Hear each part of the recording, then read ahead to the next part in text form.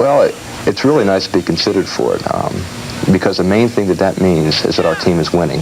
There's never been, I think, an MVP without a winning football team.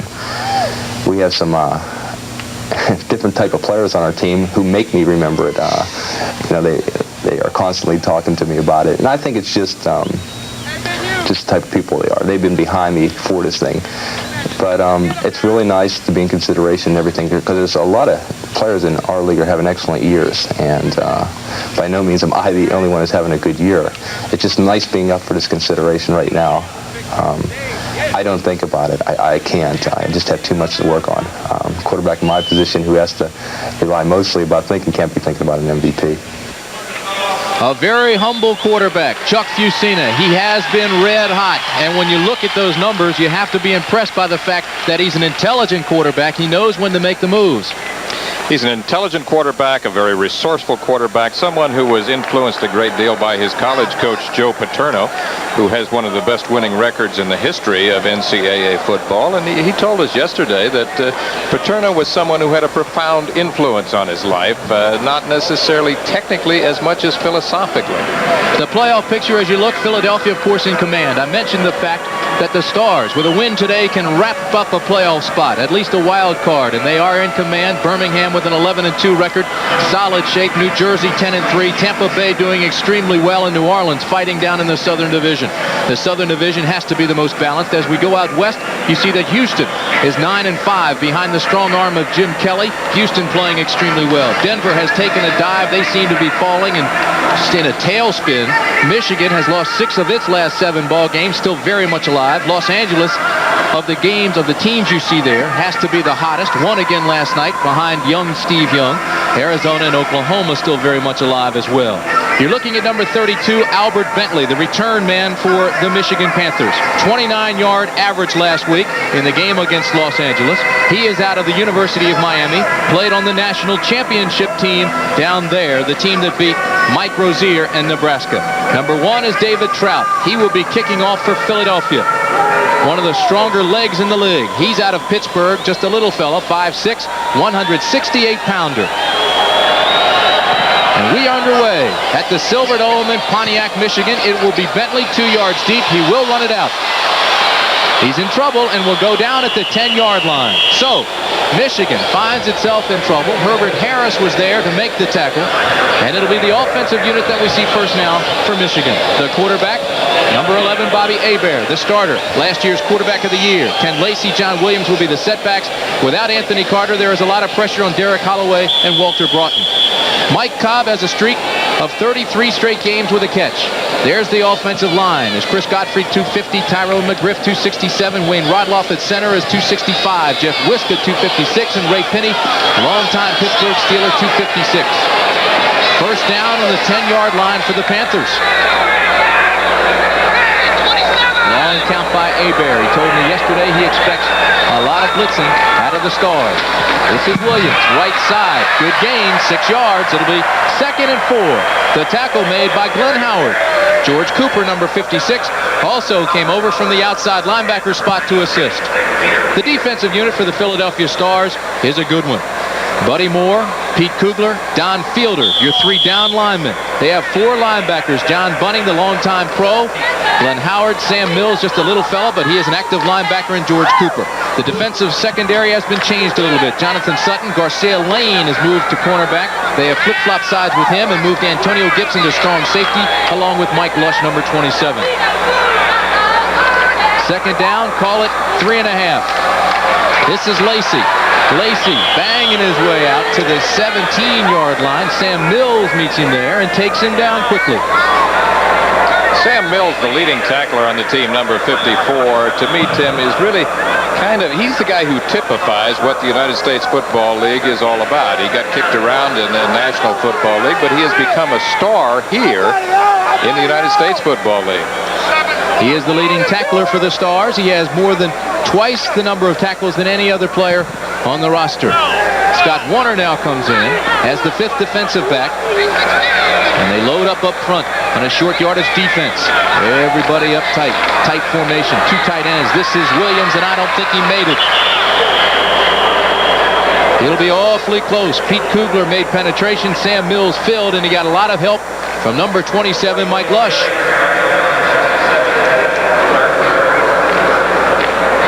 The key, Lee Gross Cup, on short yardage defense is to make that penetration on the line, to establish a new line of scrimmage in the offensive backfield, let the linebackers and secondary fill, and they did it successfully.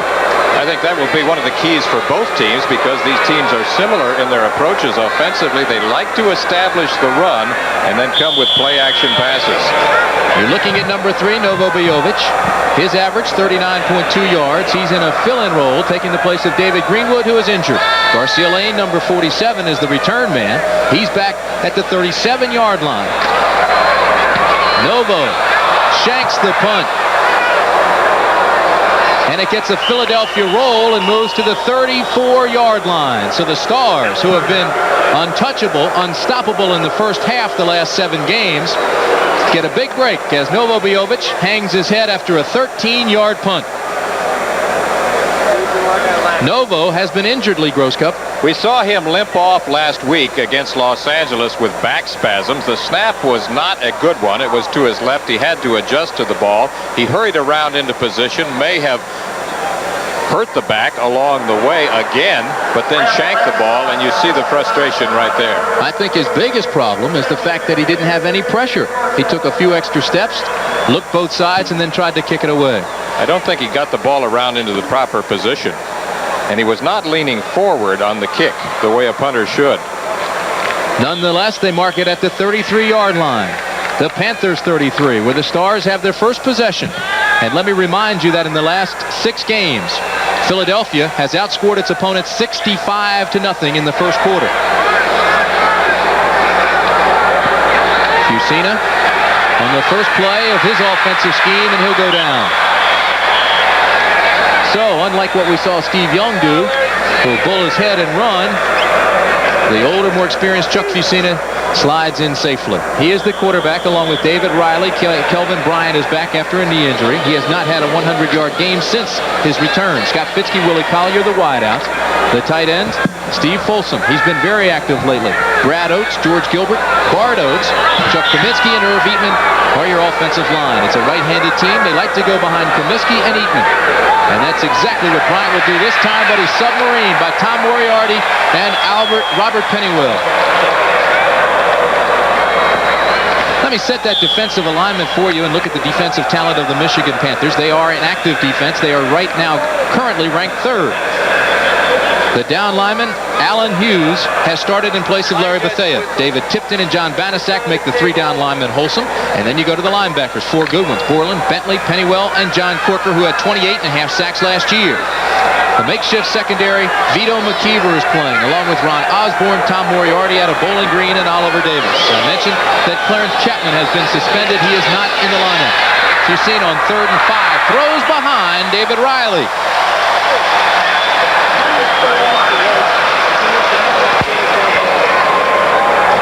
Fusina pressured that time by John Banaszak, number 76. Straight drop back action here. Watch number 76 come into it. He doesn't get a sack, Tim, but he does get a hurry. He's aiming the ball for David Riley, number 35, who has become a starter since the last time we covered Philadelphia. David Trout comes on to attempt a 46-yard field goal. He is 2 of 9 outside the 40. His kick, it's got the distance, and it's good. So the Michigan Panthers, who have outscored their opponents 65-0 in the first quarter over the last 6 games, score first in this one. Philadelphia 3, Michigan 0, with the Panthers ready to get the ball back for the 2nd time this afternoon.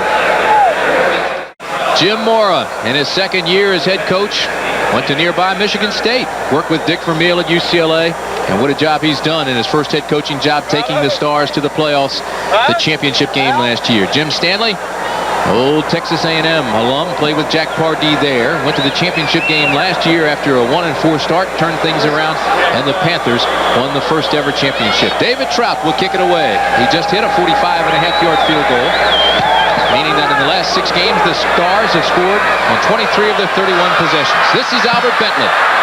This time he finds a little funnel, takes the sidelines, to the 37-yard line. Albert Bentley. I like the way Albert Bentley is performing more and more on kickoff returns. I think very shortly, Tim, you'll find him getting into the action more as a running back. Watch him now as he comes out of the end zone. We talked about his career at the University of Miami, where he was a walk-on, makes a little juke to the inside, comes back to the outside, finds that funnel that you mentioned, and winds up with a 40-yard return. He averaged 29 yards last week against the Los Angeles Express. And that is his longest as a pro. Last week he had a 39-yarder against Los Angeles. He almost broke that one. Bobby Hebert, the Cajun cannon from Cutoff, Louisiana. First down on the 37. This is Williams right side. Gets a block, cuts outside, bulls his way out near midfield. Antonio Gibson takes him down near the midfield stripe. Ray Penny had a block, but a big run by John Williams.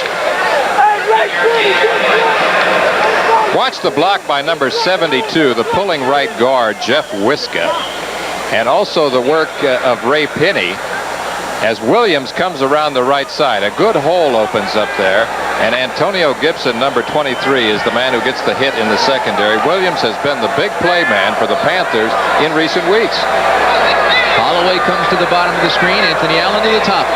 Lacey and Williams to set back. This is Lacey. Into the Stars territory for the first time this afternoon. George Cooper gets credit for the stop. Ken Lacey, of course, a story within a story. He has been booed here in the Silverdome ever since it was announced that he has signed a future contract with the Kansas City Chiefs. We are not hearing the boos here today, however. Lacey has been performing well in recent weeks, although has not had the big play. Since Lacey signed with the Kansas City club, he has just 165 yards in 6 games. 2nd and 6. This is Williams. Gets a block to the outside. Run out of bounds on the 42-yard line by Jonathan Sutton.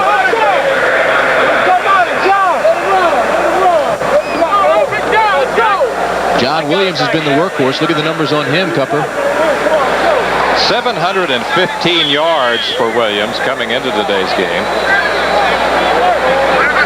Watch Tyrone McGriff go to work on Sam Mills, number 54. How about that for cutting a man's feet out from under him? Williams now 4 carries for 25 yards, most of them off the right side. Either the sweep or the long trap play. Williams now 4 carries, 25 yards. 3rd and 2. Mike Cobb, the tight end, in motion. Hebert with plenty of time. Look out. Throws the interception. So Mark McCants makes the interception, and that could be the biggest factor of the day. The giveaway-takeaway ratio. Philadelphia plus 13, second in the league behind only Birmingham. Michigan minus 10, and they have been plagued by 16 interceptions in the last 7 games. Mark McCants, number 20, who is best known for his work on special teams, is the man who steps right in front of Ken Lacey, number 28 right there, and makes a great interception along the sidelines. Big play for Philadelphia.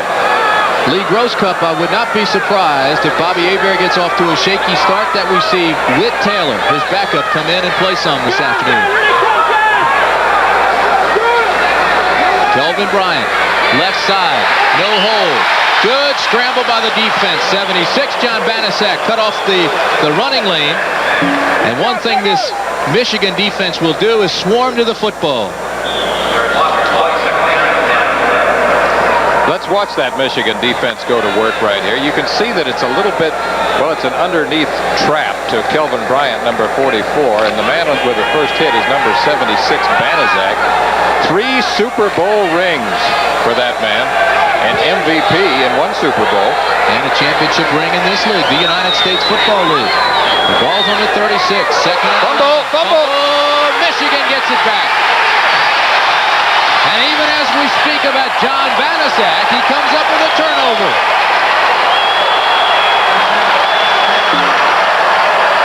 John Banaszak, the most valuable player in 1976 in the Super Bowl, comes up with a turnover.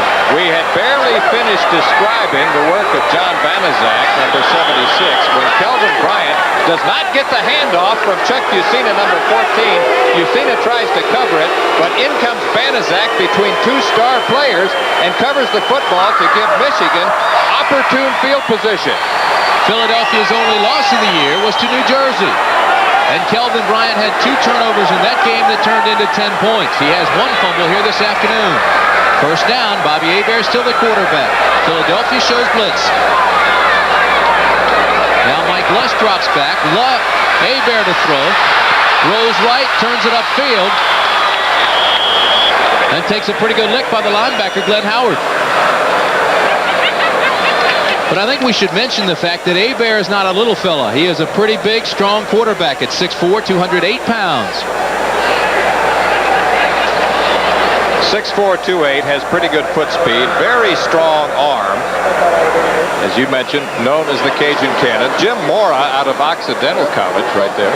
But there is a flag on the play, and it looks like it'll be marked off against Michigan. So Hebert is a little bit shaken up. He did have a knee injury. Illegal motion. Number 29, offense, still first down. It was on 29, Derek Holloway, who jumped. More importantly, we look at Bobby Hebert, who, as I mentioned, had a knee injury the last 2 weeks, has not been 100%. He has it heavily taped here this afternoon.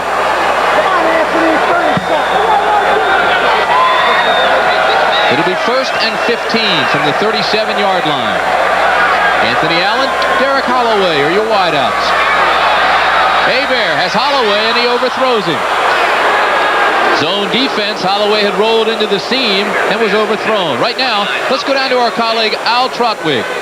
Well, Tim, after the interception, there seemed to be a sense of impending doom, but with the fumble recovery of John Banaszak, things seem to be optimistic again here. Well, we knew defensively we had to come up with the big play. That's a concept of our defense. It's a team defense, and I was fortunate to be in the right place at the right time. All right, John, thank you. Now it's up to the offense again. Back to you, Tim. All right, thank you, Al. Big John Banaszak. He was backing up Ronnie Padgett early in the year. He's come on very strong. He forces turnovers, plays extremely well. And he is, as you could see, a very intense football player. It is now 2nd and 15 for Hebert, and the give is to Lacey. Nothing. Well, that draws the Boo Birds. Garcia Lane, the rookie on that side, number 47, came up and filled rather nicely. He's out of Ohio State. Talented rookie out of Ohio State, 5'9", 175, one of the fastest players on the team. Ken Lacey takes a sweep handoff from Hebert, is trying to get outside. Now watch the support there on the corner by number 47, Garcia Lane, as he comes up and gets the first hit. Good pursuit along the entire line there by the Stars. Lane had the big interception against Steve Young that led to a touchdown. And Philadelphia just barely got by the LA Express. He had some trouble early in the year, then they flip-flopped him, put him on the other side. He's played well. 3rd and 15 for Hebert. Again, he overthrows Holloway, who was covered quite nicely on that side by Jonathan Sutton, number 26. And the crowd in Michigan is obviously upset with the performance of the Panthers. How soon they forget, huh? I think the quarterback position, though, Tim, is often overrated. Quarterbacks tend to get too much blame when things are going wrong, too much credit when things are going right. However, this ball is clearly overthrown as he tries to get the sideline cut to Derek Holloway, number 29. The coverage very effective by number 26, Jonathan Sutton. Novo Bojovic, a very unimpressive 13-yard punt the first time out. It's a high snap. It's a high spiral this time. It'll hit inside the 10, and it'll go into the end zone for a touchback.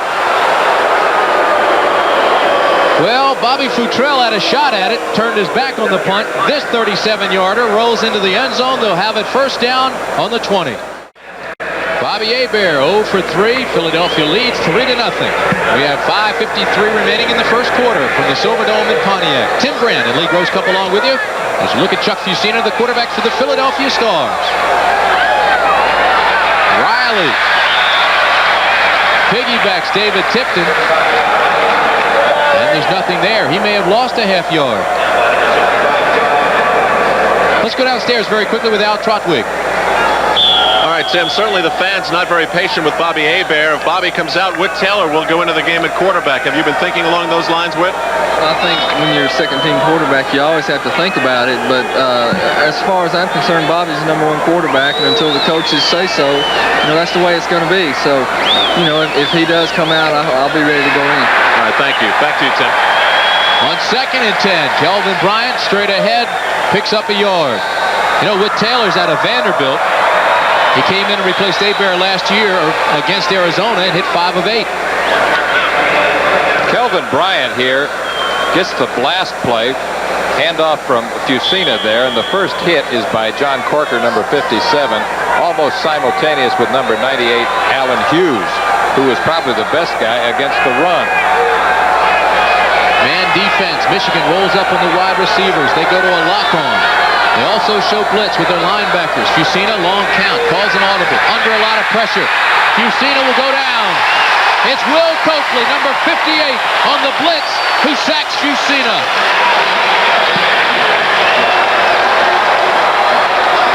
Michigan has one of the best groups of linebackers you're going to see anywhere in professional football. Watch now as Coakley, number 58, comes through there on the blitz, grabs a hold of Fusina's jersey and just ropes him down. Sean Landetta punts it away. A high spiraling punt. It'll be taken by Anthony Allen up near midfield. Fumble. Michigan gets it back. I think there was interference, but there's no flag. Anthony Allen certainly wants interference. He's talking right now with the official. Sean Landetta had to punt only once last week. Let's see if it is interference. Well, he didn't signal for the fair catch, though. He still has to give at least a foot for Anthony Allen or any receiver to have a fair shot at receiving the ball. 41-yard punt. The Panthers get it back with good field position at the 40. Philadelphia leads Michigan 3-0. 4:16 remaining first quarter. Michigan has the ball on its own 41-yard line. Bobby Hebert has been booed vociferously. He has already thrown one interception in this ball game, and Michigan has squandered some opportunities. Anthony Allen, Derek Holloway, your wideouts. He looks for Holloway. It's complete. Holloway spins back up to the 48-yard line before Garcia Lane wraps him up. First completion of the day for Bobby Hebert, and that's one way to build your confidence. He throws the short hook cut to Derek Holloway along the left sideline.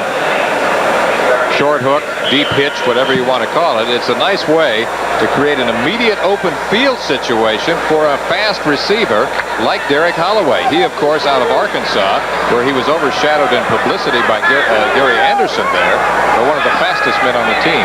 Holloway had 2 touchdowns in the championship game against these Philadelphia Stars. Mike Lush, 27, comes up, feigns the blitz. The give is to Williams. Stiff arm, break 2 tackles, finally ridden out of bounds by Jonathan Sutton. So if there's one thing this defense does extremely well is it keeps its containment. The outside people will ride and stretch out the play and wait for inside pursuit, but they very rarely break down on the corners. Cleo Miller, longtime Cleveland Brown, 7th leading all-time rusher for the Browns. As Ice taped to his elbow right now. Hyperextended elbow. They're also working on his shoulder.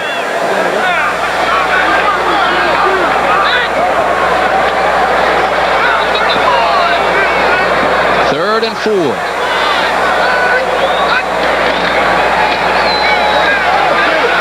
Straight ahead, Ken Lacey. And I don't think he made the first. Questionable call on 3rd and 4. That's the hard way to do it.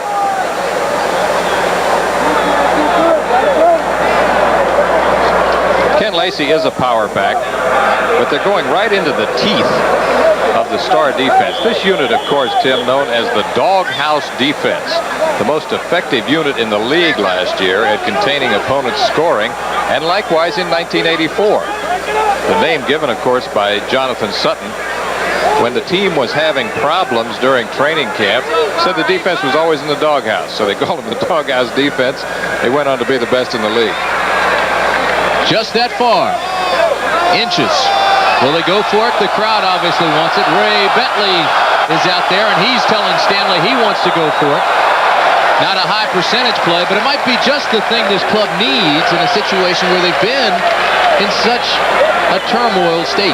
They did it in the playoff game last year against the Oakland Invaders. It paid off. They went on to win that game. We have seen Jim Stanley gamble before. He is essentially conservative, but he is a man who will take calculated risks.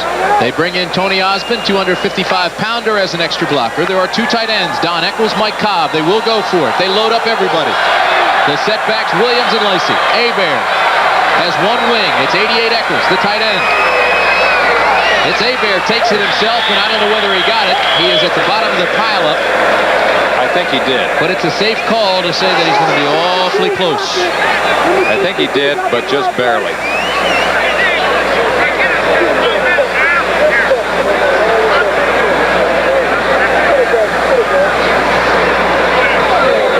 Well, the Michigan Panthers have struggled and struggled, and maybe this is a big play that they need. Philadelphia says that they didn't get it. Michigan says it did get it. So they'll bring out the chains once again.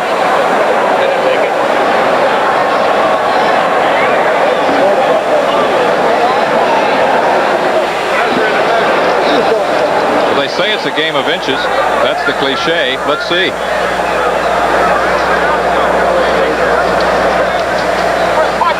Philadelphia was right. Well, it has been something that Michigan has struggled with all year. They convert on third down only 44% of the time. Fourth down, they are 1 of 3. And this wasn't one of those times. So they give the ball back at midfield to the Philadelphia Stars, to the dismay of this crowd at the Silverdome. Bad place to give the ball to the Philadelphia Stars, because this is a club that can make magic. Willie Collier comes to the bottom of the screen. Scott Fitzke to the top. The pitch back is to Kelvin Bryant, who gets a hole and bangs his way out near a first down. A great block that time by David Riley.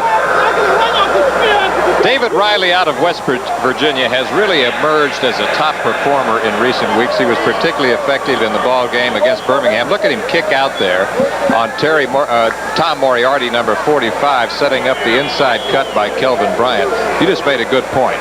Philadelphia is opportunistic. They really take advantage of field position.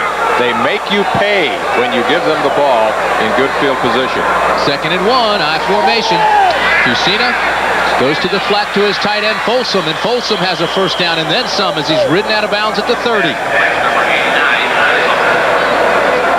Steve Folsom has become an active part of this lineup. Last year he hardly caught any footballs, was used primarily as a blocking back. He now has 42 receptions. 42 coming into today's game. That makes 43. That is the first down of the day for Philadelphia. Of course, Folsom off-season was an assistant U.S. ski team, the strength coach, conditioning coach. Kelvin Bryant, nothing. Kyle Borland, 52, came up and filled along with John Banaszak.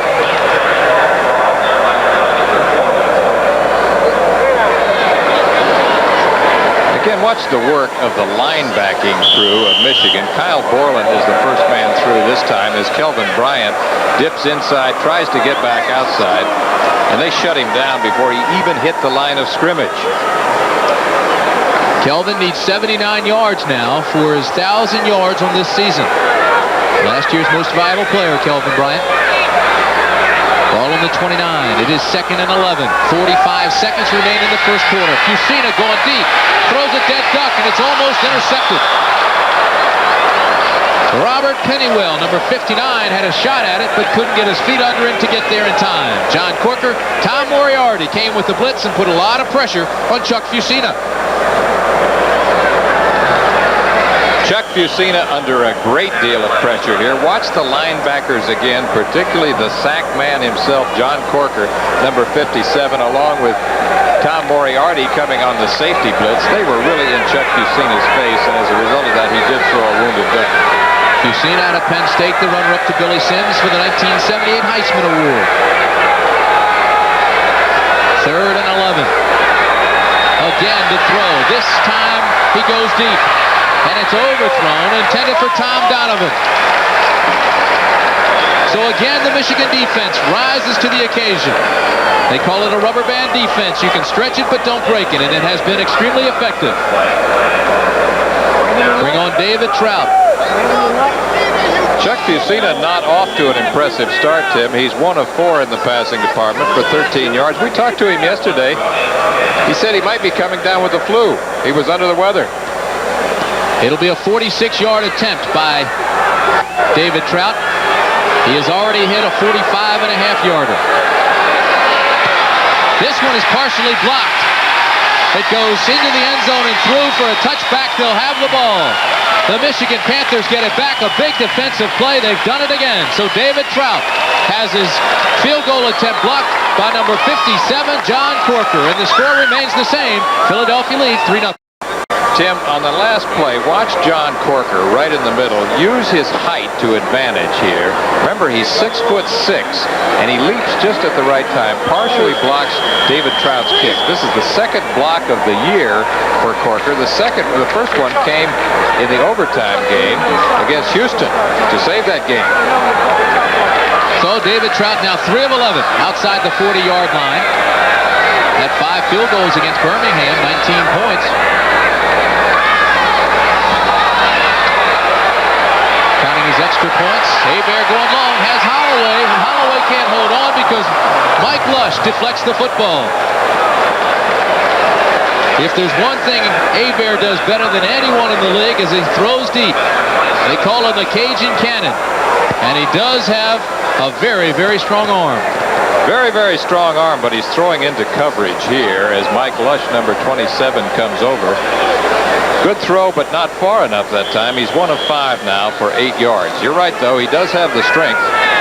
Comes down to just throwing the ball for distance. There are a few better in the league, if any. Lee Groscup, you're the former All-American quarterback from Utah. You're the one that played in the NFL and the CFL. How does a game, and several games, as a matter of fact, for Bobby Hebert, affect his confidence? Well, it'll start to affect his confidence. He threw for over 300 yards, though, last week, and I don't think he'll panic just yet. 2nd and 10, Hebert to throw again. He goes to Williams. Williams gets a block, sidesteps a tackler, and gets the first down for the Panthers. To amplify on what I was just saying, Tim, remember that some of the passes he's thrown recently have been dropped. Let's go downstairs to Al Trotwood.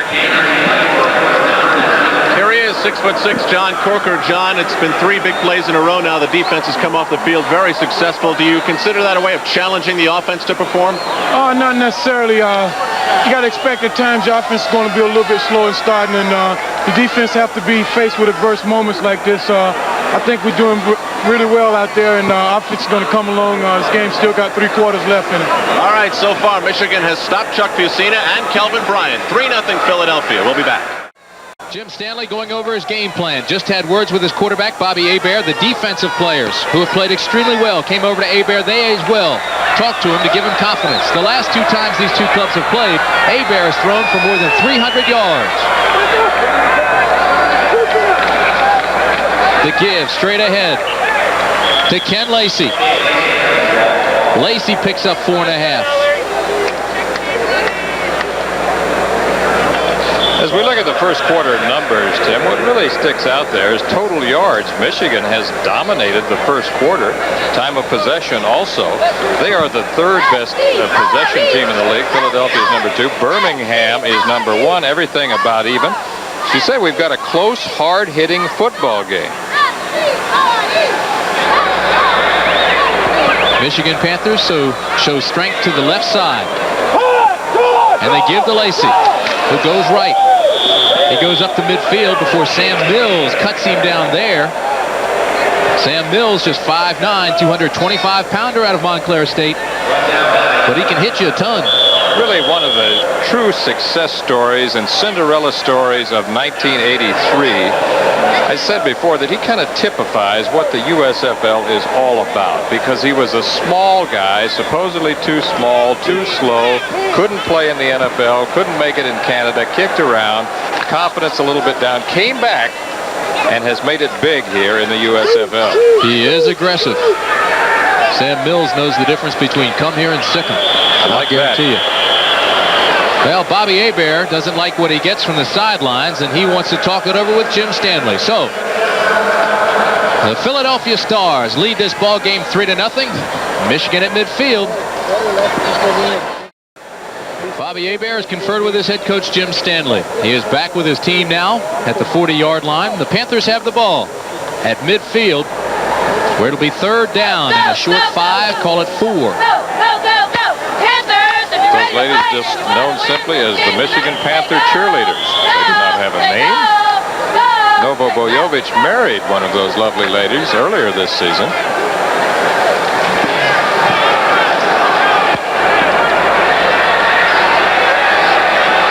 Bobby Hebert on 3rd and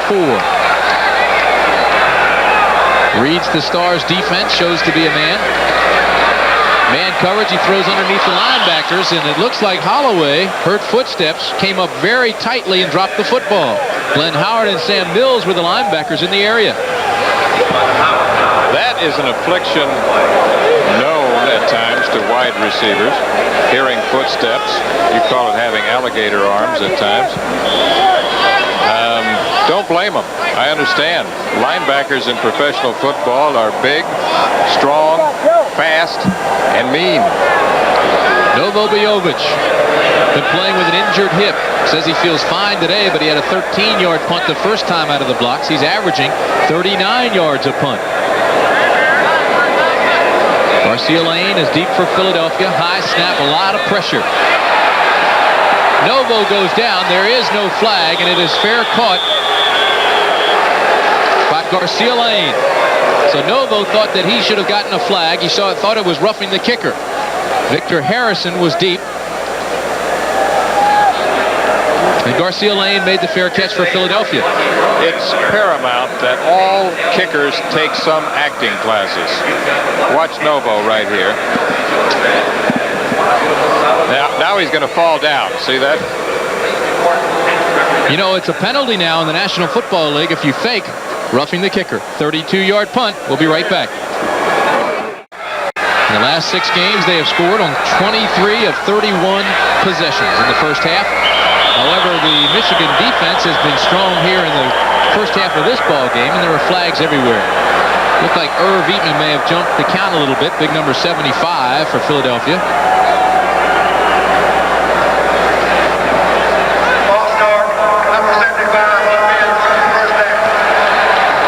It is against Philadelphia. You know, I had a long talk League Rose Cup with John Corker Friday.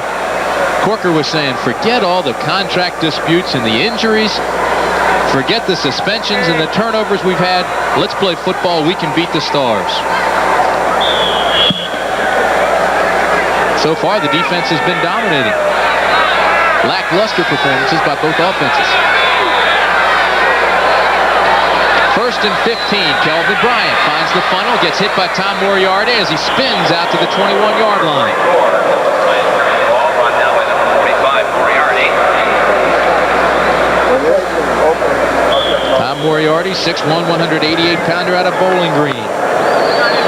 Starting his 3rd game here today. Because of the injury to David Greenwood. And that's a big loss for Michigan because Greenwood, many people felt, was the best athlete on the team. So when you lose a Carter, a Greenwood... John Arnott was traded. Dornbrook has been gone all season. Take 3 athletes like that out of the lineup, it's got to hurt you. 2nd and 7, Philadelphia. Straight ahead, the line plugs its way out. Gain of 2. David Riley out of West Virginia has had 6 touchdowns in his last 4 ball games for Philadelphia. Let's go to New York. Jim Lampley is standing by with a USFL report. Here's a look at the first touchdown of the day, set up by a fumbled kickoff. Birmingham taking advantage against New Orleans. Cliff Stout, 13-yard pass to Darrell Mason on the first play of the 2nd quarter. And Birmingham has jumped on top of New Orleans, 10-0 in a must game for the Breakers. Now back to the ballpark. 3rd and 4, Kelvin Bryant taken down by Ray Bentley, way shy of the first down, and the Stars will have to kick it away again. So the Michigan defense is rising to the occasion. That man number 50 right there out of Central Michigan is often overshadowed by John Corker, but he's the leading tackler on the team, one of the most consistent players for them. He reads that quick screen to Kelvin Bryant very well and makes the tackle, stops a possible first down. Talking about Ray Bentley as Sean Landetta kicks it away. Taken by Anthony Allen on the 41, and that's where Michigan will have the football. Good field position for the Panthers. And the Philadelphia defense comes back onto the field following that 35-yard punt. First and 10 for Bobby Hebert. Anthony Allen, Derek Holloway are his wideouts. This is John Williams. Looks for a block from Mike Cobb, takes it around the corner. Picks up a few yards before Garcia Lane runs him out, the rookie from Ohio State. Got that block from the corner, not only from Cobb, but Jeff Wiska helped him out. Well, if you like wide open offensive football, this game hasn't really been too eventful so far, Tim Brandt. But a guy like you who was a linebacker, you got to be loving it because they are really hitting today. Well, you've got one of the most active, one of the most complicated defensive schemes that you'll see in this league from the Michigan Panthers. They'll run some combination defenses. They like to load up. They'll blitz you. They'll play games up front. Man to one side, zone to the backside. Philadelphia, too, is an active defense, and they'll blitz a lot. They're showing blitz right now. Mike Lush loads up like he's going to come. Does. Now he drops back. Long count by Hebert. Ken Lacey cuts back against the grain, has close to a first down for the Panthers. The thing about Philadelphia is that they show blitz a lot, but then they come out of that. And they mix their coverages. They have multiple fronts, and they'll mix their coverage a lot in the secondary. Philadelphia has improved its secondary a great deal by moving Jonathan Sutton to one side. They took Antonio Gibson from the corner where he had some tough times last year, and he's become an extremely tough, strong safety. Fills well, covers extremely well. They have the rookie 47, Garcia Lane, flip-flopped him after he had some problems, and now they found the right combination, and it's a strong secondary for the Stars. First and 10 for Bobby Hebert. Play action. Hebert turns it up, has some running room. And he's close to another first down.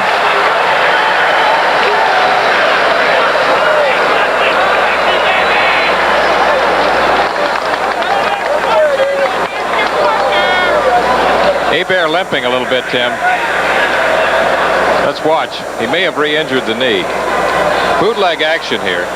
Fakes to Ken Lacey, number 28. Rolls out to his right. He's looking for a combination pattern on the strong side. Now he decides to run. Number 91, Buddy Moore, is the one who makes the hit right there. Hebert, remember, had some fluid drained off his knee. You mentioned that earlier. He's been playing with pain the last 2 or 3 weeks. Looks like he's just a little gimpy right there. 9-yard gain for Hebert. Second down and 1. Williams. First down, Panthers. Bobby Hebert sat out preseason camp in a contract dispute. The Panthers didn't give Bobby more money, but they cut off the final 2 years of his 5-year deal so that negotiations would come up a lot sooner. You know, when Steve Young signed with Los Angeles, I think Bobby went crazy. He was the most valuable quarterback in this league last year and thought that he deserved more money. Well, he's making $80,000 a year now and is due to make $100,000 a year next year. By today's prices, that makes him quite a bargain for the Panthers.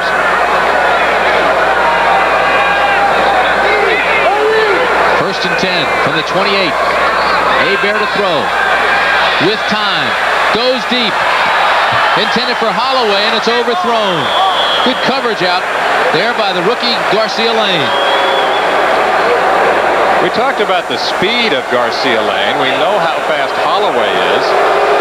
Garcia Lane was step for step on the coverage.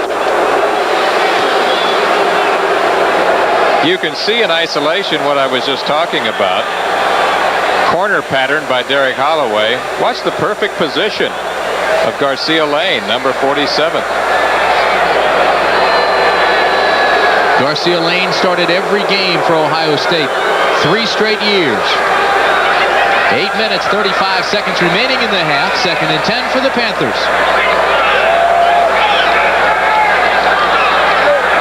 Holloway and Anthony Allen are your wideouts, and the ball is loose. Philadelphia picks it up. George Cooper can't advance the fumble, so number 56 will have to bring the ball back. But nonetheless, it'll be Philadelphia ball on the 45-yard line. in Michigan territory. So turnovers continue to plague the Michigan Panthers.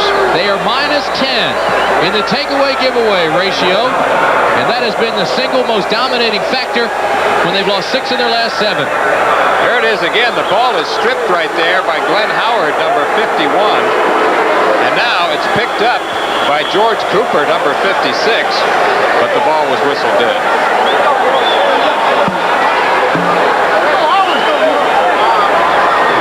3-0 Philadelphia lead. The ball is marked at the 45. You've seen a play action. The ball was tipped. Intended for David Riley, but John Banaszak got a big paw on it. John Banaszak has been busy today, both against the run and as a pass rusher. Banaszak is 6'3", 244 pounds, like a big bear down in that line.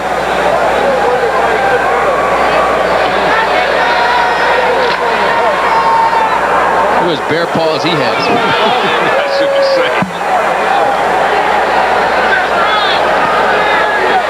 Second and 10 from the 45. Panthers show blitz, now they roll back. Man coverage. Fusina reads that. Long count. Backside pressure, has a man wide open. It's Kelvin Bryant. First down and then some. Down to the 30-yard line goes Kelvin Bryant.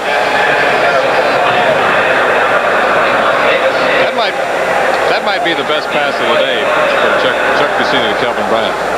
Glenn Howard playing an outstanding game for the Stars on defense. Right now he's with Al Trotweek. Glenn, when you saw Bobby Hebert in the backfield like that, did he seem a little tentative? You seem to be able to pick the ball away from him rather easily. No, I don't think he was expecting me to come that freely. I came pretty free, and he just saw me at the last minute, step to the side, and thank God I just put my hand out and knocked the ball away from him. Well, your play certainly shut down the Panthers, who seem to be building momentum. Back to you, Tim. Kelvin Bryant straight ahead, picks up 4. Allen Hughes and Ray Bentley make the tackle defensively. And Larry Bethea comes into the ball game now. Number 79, the defensive end for Michigan. First time we see him in the ball game. He's been in the doghouse, was late for a meeting. We saw him have a little confrontation with Coach Stanley Friday at practice. They sat him down and didn't start him. 79, Larry Bethea. Leading sacker on the team.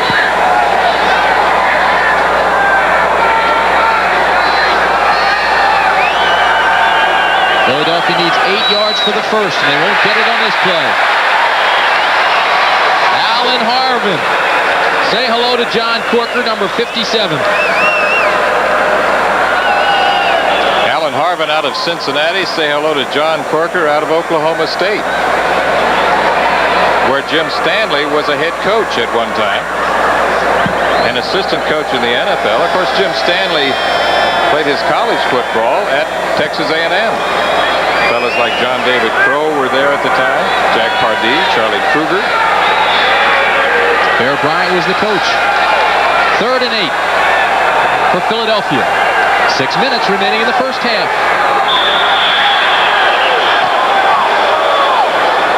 And both teams now have some words. Fusina wanted a timeout. Michigan was showing blitz, and they came with it anyway. So now, tempers flare. Corker's upset at the call. They're going to call offsides Michigan. Getting in the swing of things. Now, Corker's beside himself, and I don't blame him. Fusina put the timeout sign up. The official hadn't blown his whistle. And when he yelled time, he walked away from center, and the blitz came. Well, now they'll mark it back against Philadelphia, so Corker will calm down a little Delay, number 14 of the offense. There it is. There's Chuck Fusina signaling. Here comes the penetration. Well, they called a delay on the Stars. They finally give him the timeout. Bart Oates held on to the football at center. Timeout, Philadelphia. Take a look at John Corker from this angle. Ladies and gentlemen, the winner of the new 1984 Dodge Charger is Cindy Kim. Delay of game was the call.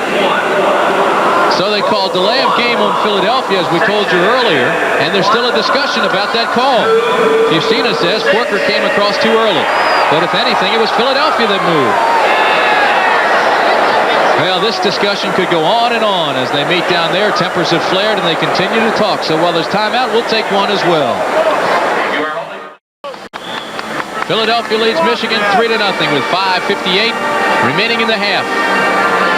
Things have calmed down. We're ready to go back to the action. Scott Fitzke and Willie Collier come to the bottom of the screen. Tom Donovan goes to the top. Two setbacks, Riley and Kelvin Bryant. Fusina goes to the hook pattern. It's Fitzke, and he's complete inside the 20 to the 16-yard line. Scott Fitzke, one of Fusina's receivers at Penn State when they played together in the late 70s, is running a deep curl-in pattern here. And watch what he does. He gets right in behind number 30, or number 20 there, Futrell, in between the coverage, and the ball is thrown for. That might be Fusina's best pass of the day. 17-yard completion, first down. The ball is marked at the 16-yard line. The Panthers now go to a man defense. Man-to-man coverage, play action. Fusina wants it all. Now he goes underneath to Kelvin Bryant at the 12, and Bryant goes down to the 10-yard line. Ray Bentley and Kyle Borland, the linebackers, come up and make the tackle.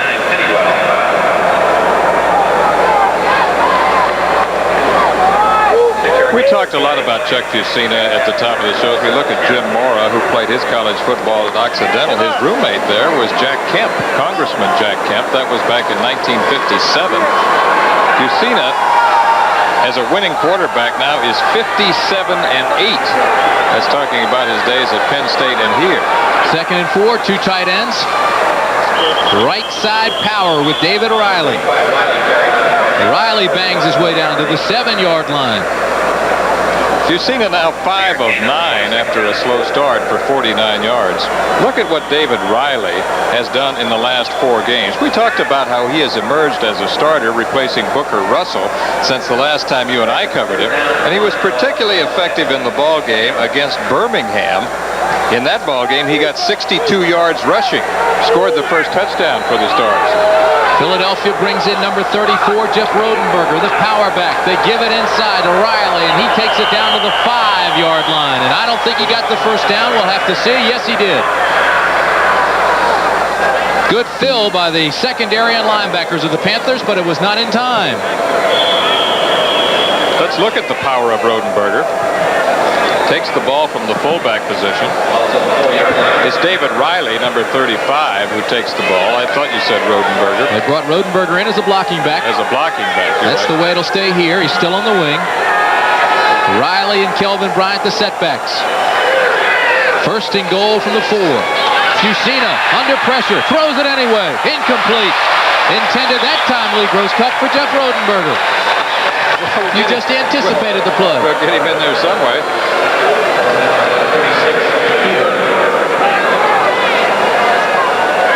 Rodenberger, the motion man here. Pressure by number 45, Tom Moriarty, who is blitzing from the safety position. Forces Fusina to throw the ball a little bit early. And Jeff Rodenberger, circling around on a crossing pattern, is covered there by number 36, Vito McKeever. Well, Chuck Fusina wants timeout now. It'll be 2nd and goal from the 4-yard line. So he'll talk things over. John Corker and Bentley will come over to talk with Jim Stanley. It'll be 2nd and goal when we come back.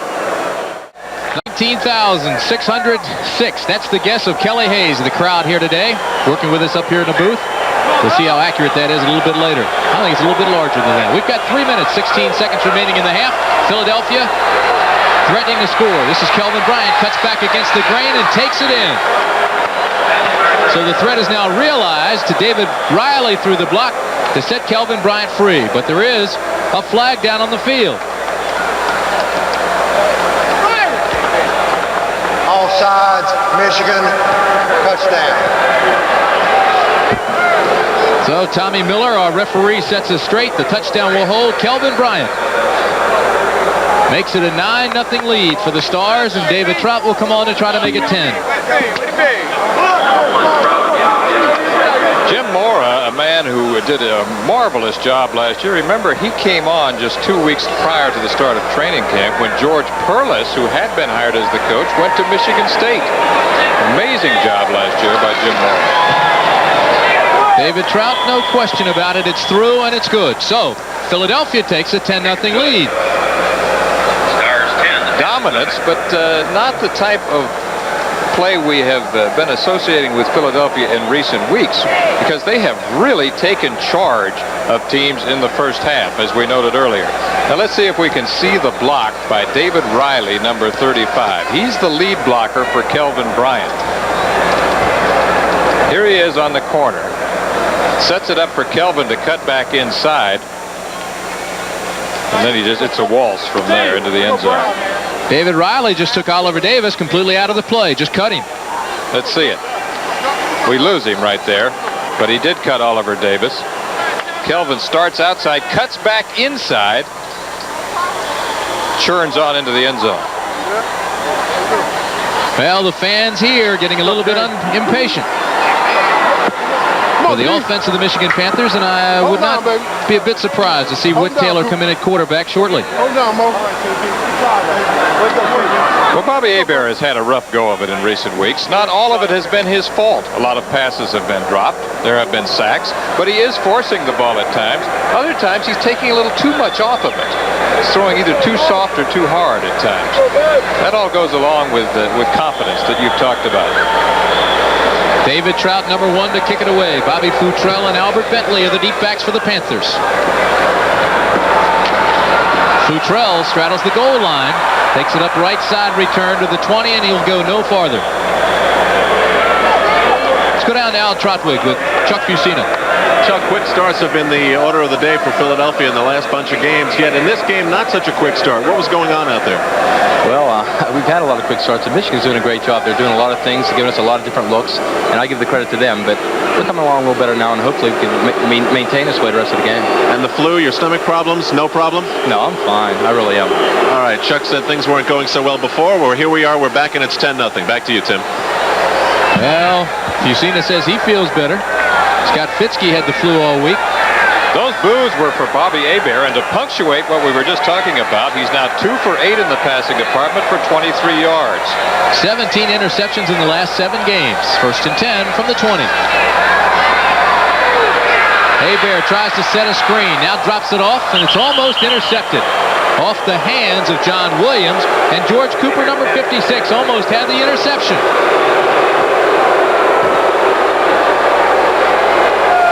Jim Stanley staying very close to number 10, Whit Taylor. And the reason for that is Whit Taylor signals in the plays to Bobby Hebert. So that's Bobby Hebert who's looking right now at Whit Taylor. And then he goes to his wrist where he has the plays written.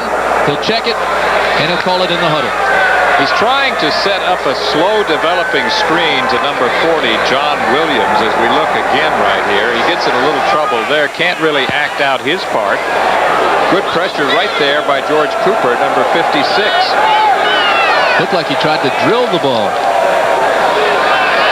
On 2nd and 10 now with time. Reloads and throws deep. He's got a man wide open. It's Derek Holloway at the 30, the 20, the 10. It's a foot race. Touchdown, Michigan. Derek Holloway.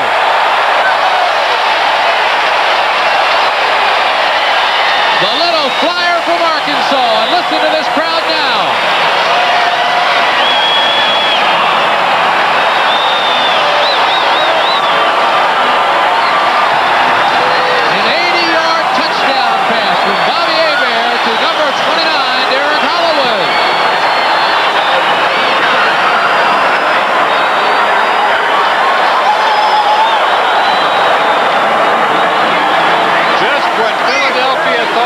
Safe to ignore the big play. Along comes the man bomber, the Cajun cannon, to the flyer from Arkansas, Derek Holloway.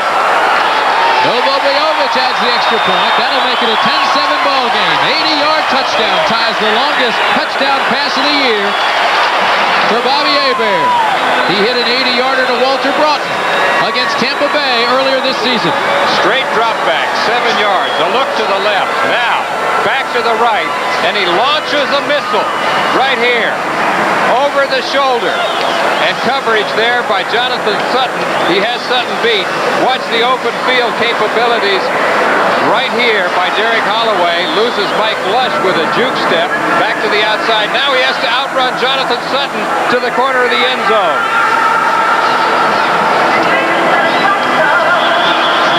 In isolation right here. It's a hook fake, then deep. Jonathan Sutton is chasing him. Mike Lush, inside, back outside, foot race to the corner. Holloway, touchdown. Earlier this week in the Detroit press, it was mentioned that Derek Holloway and Bobby Hebert were pointing fingers at each other. It said that Hebert was saying too many drop passes and they miss Anthony Carter too much. Holloway said, forget Anthony Carter. He's gone for the year. Let's concentrate on what we're doing now. We talked to Bobby Hebert on Friday. He said the reports were much exaggerated. The two are best friends. Obviously, they're in rhythm here after that 80-yard touchdown. How one pass can help. Hebert was 2 of 9 for 23 yards, now 3 of 10 for 103 and 1 touchdown. Bojovic kicks to Mark McCants. And McCants will take it to the 21, and that'll be it. Bobby Futrell, number 20. Good coverage by the special teams of Michigan. The big play capabilities of the Michigan Panthers can certainly turn a ball game around in a hurry. How that can change the momentum, and that's going to be a shot in the arm for the Panthers as they take the locker room at halftime, Tim, especially if they stop the Stars right now. We have 2 minutes remaining in the first half. Plenty of time for both clubs. And the Michigan defense now will be looking to make the big play. Try to force a turnover to give the ball back to Bobby Hebert so he can try to put points on the board. 10-7's our score. Back live in Pontiac, Michigan, I'm Al Troutwig along with Derek Holloway, who has made the score 10-7. Philadelphia still leading. Not the way the play was originally supposed to work, was it, Derek? No, it wasn't. Bobby was looking strong side. He ran about a 12-yard out, and Bobby started scrambling toward me. So I took off deep, and he saw me and hit me. Your coach calls you a money player, and that was a big play that this team has needed for quite some time. I'm just glad I'm be able to get us back in the game. Hopefully we can go and win the game from here. All right, back in the game, the Panthers are. Back to you, Tim and Lee. You know, Al Holloway had a 72-yard touchdown earlier this year against Houston. So he's that little flyer from Arkansas who can make the big play. Hebert found him. Quite an individual. 2 touchdown catches against this club in the championship game last July in Denver. This is Kelvin Bryant, right side. This program is being brought to you as an exclusive presentation of ABC Sports. Now let's pause 5 seconds to allow our local stations to identify themselves. WPBI TV, Channel 6, Philadelphia. Second down for Chuck Fusina. Goes to the quick out to Riley. Riley will be short of the first. And we have 1:33 remaining in the half. This could be an important time right now for the Stars with the momentum changing. If they can get this ball, work it down into field position for either a field goal or a touchdown, that could really be a shot in the arm for them. Third down, call it 3. For the Stars. Obvious audible. Look at 44 to the left of your screen. That's Kelvin Bryant who's trying to relay the message. Fusina in trouble. John Banaszak again. Big number 76. An outstanding first half for that guy. Oh, he's red hot today. 3 Super Bowl rings when he was with Pittsburgh. Second timeout. So Michigan calls timeout to stop the clock with 1:29 remaining. Look how quick Banaszak is off the ball here, Tim. Number 76. He's in that backfield right now. Goes right for Fusina's legs, cuts him down. Ran right by Chuck Comiskey, the 290-pounder out of Mississippi. And there are also rumblings, Lee Grosscup, of a possible coaching change in Arizona. The Wranglers lost again last night to the Los Angeles Express. The rumor we heard was that Frank Kush is being considered to replace George Allen. Of course, George Allen, the only coach in football history that has not had a losing season. Look at this over kick. 100 Look wins. at this punt. Walter Broughton takes the football near the 30-yard line, and that's where Bobby Hebert will have 1 minute and 22 seconds to work. Clarify, of course, that is only a rumor. That is certainly not news. George Allen still has a chance to have a winning season. And Frank Kush is still the coach of the Colts. Indianapolis Colts.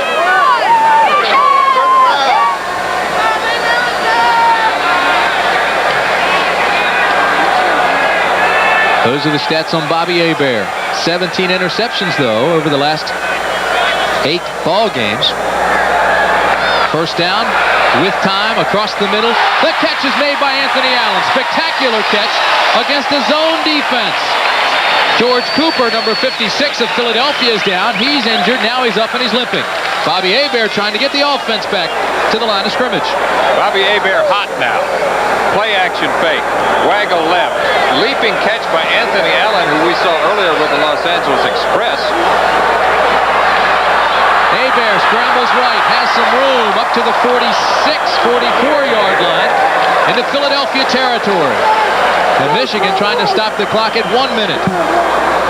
Recent events should be a shot in the arm to the self-confidence of Bobby Hebert. This is their final timeout. You heard Tommy Miller, our referee, say that this is the final timeout of the half for Michigan. Bobby Hebert, USFL Player of the Year in some publications last year, the most valuable player in the title game. Awkward style of throwing, but one of the most efficient passers in the league. Came out, led the Panthers to a 6-0 start, then fell upon hard times, had his confidence shaken. And Michigan has lost 6 of its last 7 ball games, but he's a fighter, a competitive athlete, cut off Louisiana. His college coach, of course, was A.L. Williams, who coached both Terry Bradshaw and Joe Ferguson in high school. Hebert did not play the quarterback position originally in high school. He was a defensive end and defensive back. But he had a strong arm. He gradually developed a good one at Northwestern State in Louisiana, and then came out of nowhere to be the player of the year in some circles, an MVP in the championship game as a rookie. You mentioned Lee Gross Cup, the combination and the chemistry that they use for the rating of quarterback in this league. Bobby Hebert, after the first 6 games, had a quarterback rating of 112. The last 7 games, his rating has dropped to 53. Second down and a long 3 yards.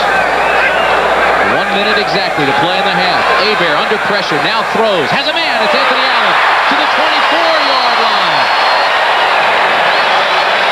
And Hebert drilled that ball into coverage between 2 defenders. We've liked Anthony Allen before. We saw him earlier when he was with the Los Angeles Express. He's out of the University of Washington, where he was 3rd in career receiving there for the Huskies. Hurry up offense, 50 seconds left. They beat the blitz. No, they don't. Ken Lacey has the ball thrown properly, but he can't hold on. Ken Lacey, who is booed normally, draws a few more boos when he drops that pass. Hebert's hot right now, throwing the ball with a lot more authority, Tim. Keep in mind, the Panthers have no timeouts remaining in this half. 47 seconds remain. 5 of 13 now for Hebert, 142, 1 touchdown. He has thrown 1 interception, but quite an improvement over where he was 10 minutes ago. Second down, 10 yards for the first. More importantly, they need 25 for the touchdown. Broughton in motion. Philadelphia jumps. Flags fly, and Lacey takes it to the 20-yard line. So the penalty will stop the clock at 43 seconds. Questionable call. Had there not been a penalty, the clock would have continued to roll.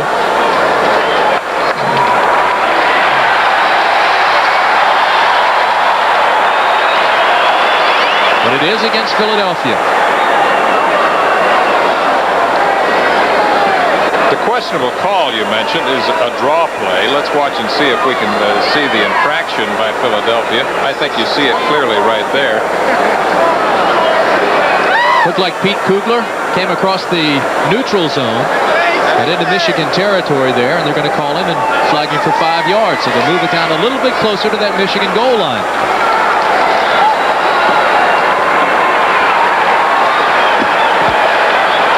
sides, number 91 of the defense, second down. Yeah, they call it on number 91, Buddy Moore.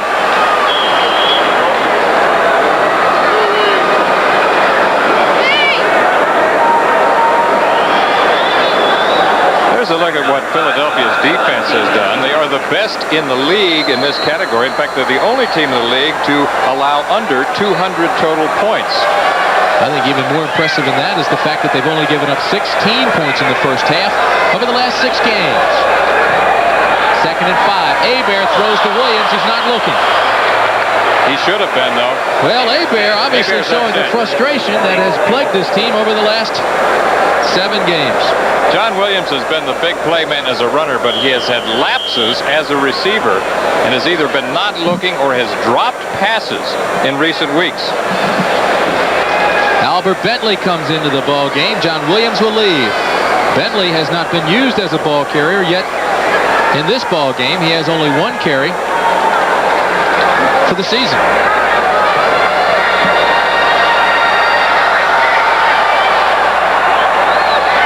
Third and 5. 39 seconds left. Bobby Hebert under pressure. Throws high, and it's almost intercepted by Garcia Lane.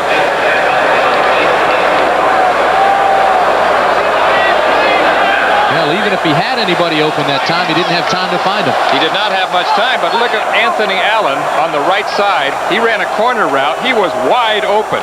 He threw the ball to the other side to Derek Holloway. Anthony Allen had clearly beaten Jonathan Sutton, number 26, on the right side. Novo Bojovic, number 3, comes on to attempt a 37-yarder. He missed 2 of his last 3 after hitting 10 in a row. This one has the distance, but it's wide left. So Novo Bojovic, who does have an injury to his hip, has missed 3 of his last 4 field goal attempts. Breakdowns continue to frustrate the Michigan Panthers. 32 seconds remaining in the half. And the Stars lead 10-7. So Lee Gross Cup, after a fine drive by Michigan, they come up empty-handed. They're still in pretty good shape, though, and we've got a close, hard-hitting football game, and you talked about the rematch of the championship game and how important it was for both teams. That's the way it's going to be. Chuck Fusina is going to be happy to take a 10-7 lead into the locker room at halftime. Well, they're under 30 seconds now, so there will not be another play if they so choose to take it to the locker room. Referees will mark the spot. Fusina looks at the clock. Everybody else says, hey, let's call it a half. A 10-7 ball game. We'll go in, talk things over, and come out shortly. It's been a ball game where you've really had a battle of the trenches. If you like a close, hard-hitting, defense-oriented game, you've got to love this one. So we'll be back with today's halftime activities after this message and a word from your local stations. The score, 10-7. Jim Lampley again in New York. We welcome those of you who are at halftime of Philadelphia and Michigan, and let's bring you up to date now on what is happening in the other 2 games being played in the United States Football League. Very important game being played, of course, in the Louisiana Superdome, particularly important for the New Orleans Breakers, who need a win to stay in the running for a wild card berth in the Eastern Conference. Joe Cribbs has returned today for Birmingham, and the Stallions are in control of the football game. Early in the ball game, in the first quarter, Woodrow Wilson fumbled this kickoff after a Danny Miller field goal for Birmingham. Brian Mansfield recovered to set the Stallions up deep in scoring territory. Then they changed quarters, and on the first play of the second quarter, Cliff Stout scrambled around, looked in the end zone, found Darrell Mason, the tight end, for a 13-yard touchdown just on the back line. That made it 10-0 Birmingham. Stallions came back later on a flea flicker play, this 56-yard pass from Stout to his leading receiver, Jim Smith, and that set up a 2-yard run by Stout. So Stout has run for 1 and thrown for 1. Cribbs has carried the ball 9 times for 58 yards in his return from the 2-week holdout, and the Stallions, who are 11-2 on the season, are up 17-0 at halftime over New Orleans. Elsewhere, 2 teams who normally have enormous difficulty stopping each other today can't seem to score. Halftime between Washington and Pittsburgh, and the Maulers on an Eric Schubert field goal are on top in that one, 3-0. Chuck Fusina of the Philadelphia Stars, 6 for 11, 52 yards. Kelvin Bryant has a touchdown and there was a field goal added for those 10 points. Bobby Hebert, 5 of 15 for 142 yards, and a touchdown pass to Derek Holloway for 80 yards. But in my mind, as you look at Novo Bojovic, number 3, ready to kick it off, the story has been John Banaszak, Lee Gross Cup, who has a fumble recovery, a tip pass, a sack, and 2 hurries. He has been the defensive star of the game for Michigan. Mark McCants is the deep man for Philadelphia. The ball won't get that far. It's taken by the upback. At the 30, the 35, to the 34-yard line goes Ken Dunnick, the tight end, number 80. So let me set that offensive lineup for you then to start the second half for Philadelphia. The quarterback, of course, is Chuck Jusino. We mentioned his number, 6 of 11, 52 yards. David Riley and Kelvin Bryant are your setbacks. Scott Fitzke and Willie Collier are your wideouts. Your tight end, Steve Folsom. Then the offensive line, Big Brad Oates, 265. George Gilbert, 270. Bart Oates, 265. Chuck Kaminsky, 290. And Irv Eatman, 271. Certainly one of the larger offensive lines in the USFL. Carry the ball. First down from the 34. The give straight ahead. Riley out across the 45, near midfield. They'll mark it at the 48-yard line. Michigan's defense that is on the field right now did such a spectacular job in the first half. Larry Bethea comes back into the ball game. The other down linemen, David Tipton and John Banaszak. The linebackers, Kyle Borland, John Corker, Ray Bentley, and Robert Pennywell. The right side, fumble. Michigan gets the football back. Turnover the Panthers. Go back to the offense. And it's John Corker, number 57, who makes the recovery. And again, it was John Banaszak who forced the fumble. What a game he's playing, Lee Gross Cup. You just talked about him again. We talked about him as the defensive star of the first half. Watch him. Number 76. Left of your screen. He's in pursuit of Kelvin Bryant. Number 44. Kelvin spinning. There, he strips the ball, and number 57, John Corker, along the sidelines, covers the ball and moves 3 more steps forward. Give number 45, Tom Moriarty, an assist on that tackle. The ball in Philadelphia territory at the 47. Bobby Hebert's the quarterback, the wideouts Anthony Allen and Derek Holloway. This is John Williams. Picks up a very tough 2 yards. Sam Mills and John Bunning are there to make the tackle. There are 2 players down on the turf, both Philadelphia. Gibson is one, and John Bunning's the other.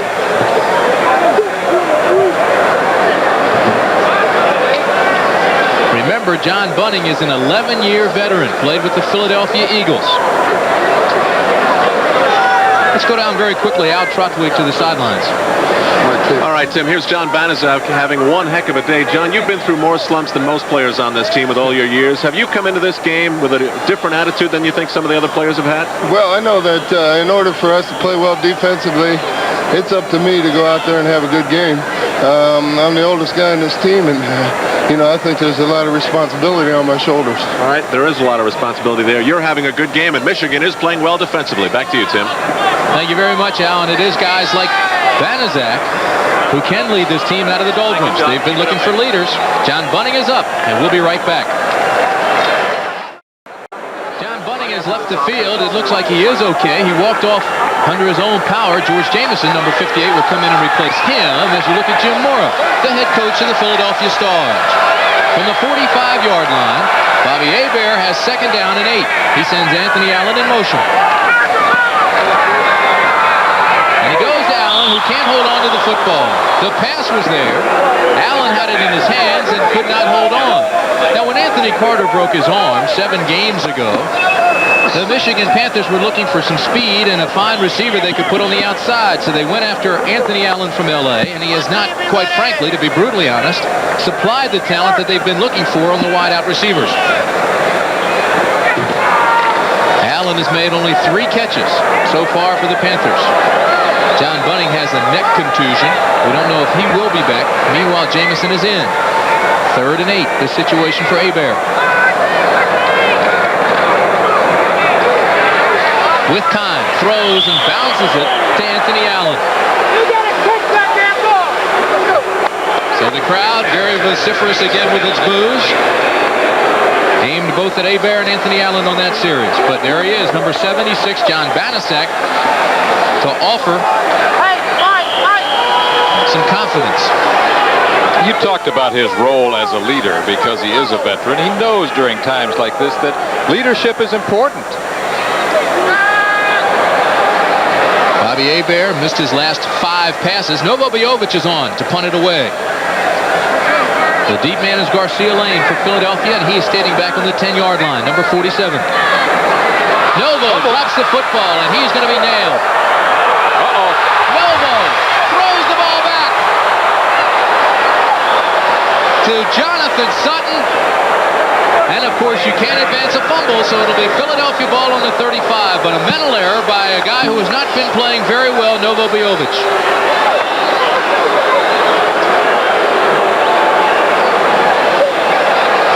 Let's watch the snap first. The snap's okay. He muffs the snap. John Corker threw it back there pretty good. 82.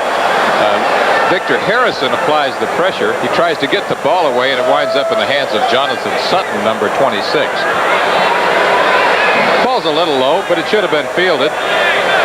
John Corker threw it back there. Now watch Novo trying to run the ball. Reminds me of what Garo Yepremian did back in 1972 for the Washington Redskins in the Super Bowl. Remember that? For the Miami Dolphins? Against the Redskins. They certainly do. If Fusina has a man, it's Fitzke, hook and lateral. This Kelvin Bryant, touchdown Philadelphia. The old hook and lateral. Well, that'll break the spirits of a fighting Panther ball club that has struggled in mediocrity over the last several weeks, but played quite well in this game until they started the second half. So Larry Bethea doesn't want any action in the end zone, and of course he gets in the middle to break it up. Philadelphia we talked about as the most opportunistic football team in the USFL. Here comes the hook and lateral. Fitzke on the hook. Kelvin Bryant gets the lateral. McKeever is beaten. He got a little cocky there, though, Tim. You know that he almost put his arms up and flew in there a little too soon. Kyle Borland, I think, was man coverage on the back out of the backfield as David Trout makes the extra point. It looked like they were in man coverage. The linebacker never picked up the back. The wide out couldn't handle both of them. 17-7. 17-7 the Stars. The biggest cheer of the second half for the cheerleaders as they come out to represent the Michigan Panthers. Big touchdown after a mental error by the Panthers. Novo Bojovic gave it back to the Stars, and it took him 1 play to score.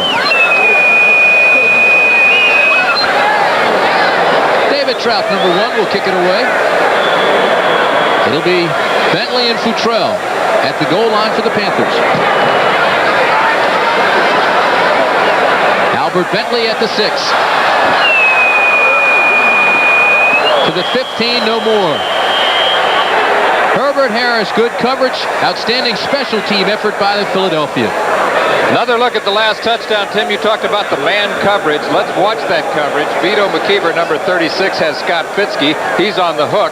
Now, Borland is supposed to get around from his linebacker position to cover the trailing back Bryant, who takes the lateral. He is not there in time, not in good position, and it's just a foot race to the end zone, which Bryant wins. Listen to the boos as Bobby Hebert comes out. He's been cold, he's been hot, he's been cold again. He has missed his last 5 passes. Anthony Allen, Derek Holloway, the wide receivers. Lacey and Williams, the setbacks. First down from the 18. Play action. Anthony Allen. Anthony Allen is nailed. They call it a completion, and they'll down it there. Well, now they say no completion. They'll take it back. So Anthony Allen had the football, but was shaken loose by Jonathan Sutton. Right now, Scott Fitzke's without Trotwick.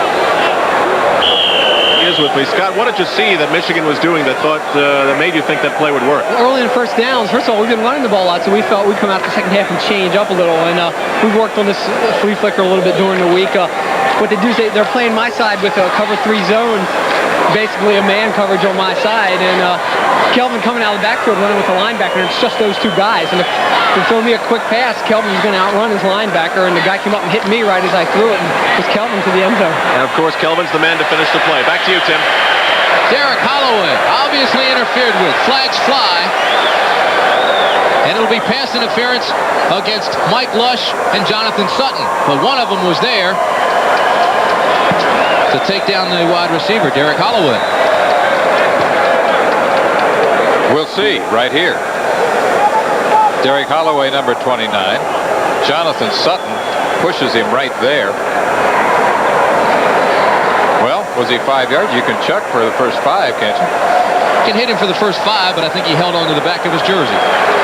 Let's go down for the call. Interference, defense, number 26.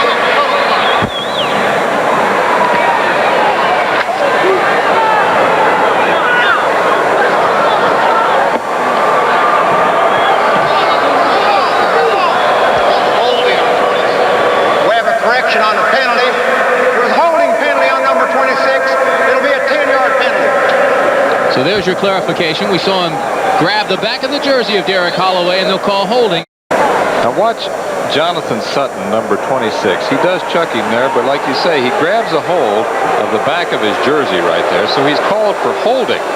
Clarification is holding, not pass interference. Automatic first down. Automatic first down, says Tommy Miller, our referee.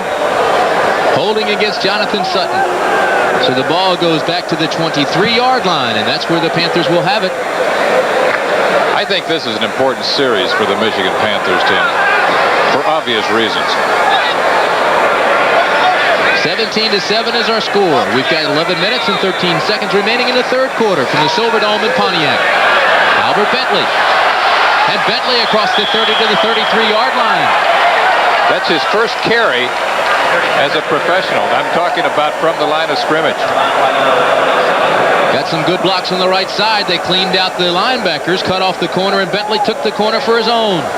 Frankly, I'm glad to see him in action because I have liked the way he's looked on returns. He averaged 29 yards last week against the Los Angeles Express. Of course, he had a great career at Miami. He was a walk-on there. Played with Kozar and Kelly during his time at Miami. 10 yards on the carry for Bentley. He was drafted by the Blitz. His rights were obtained for John Arnott here in Michigan. The fake to Bentley. Play action. Going deep. Hebert now is intended for Holloway, and it'll be intercepted by Mike Lush.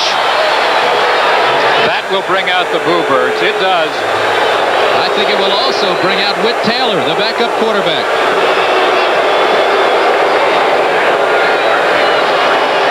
A look from Bobby Hebert's viewpoint. You can see that he's going play action pass.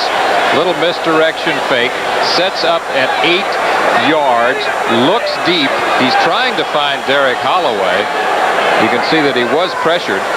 Now from Holloway's viewpoint. Streak or fly pattern. He's just trying to outrun Jonathan Sutton. Mike Lush is playing center field right there. Hebert threw the ball too much to the inside. Lush was right there. 18 interceptions in his last 8 games. That's more interceptions than Bobby Hebert had all last year. Fusina going to his tight end Folsom. First down, Philadelphia. Bobby Hebert has missed his last 7 passes. He is now 5 of 19 for 142 yards and 2 interceptions. He's cold. Chuck Fusina is getting hot. That pass to Steve Folsom was a beauty along the right sideline.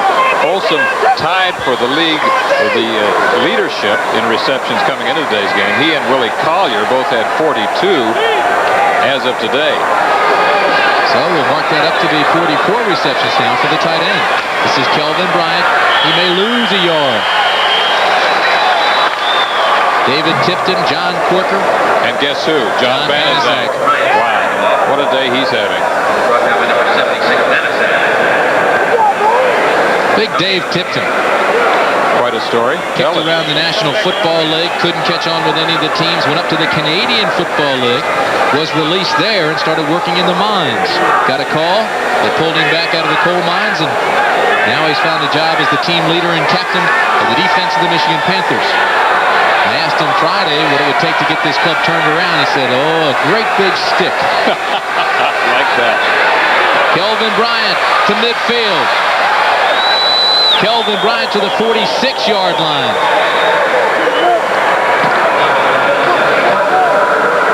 I tell you, Kelvin's doing a lot of talking. You mentioned that he hot-dogged it on his touchdown run. I think the defense is getting a little bit frustrated with that. Kelvin Bryant gets a good opening right here. Great opening right up the middle. And now he shows you some of that speed. Despite the fact that he's nearly 200 pounds, he has sprinter speed. He was overshadowed his first couple of years at North Carolina by a guy named Famous Amos Lawrence.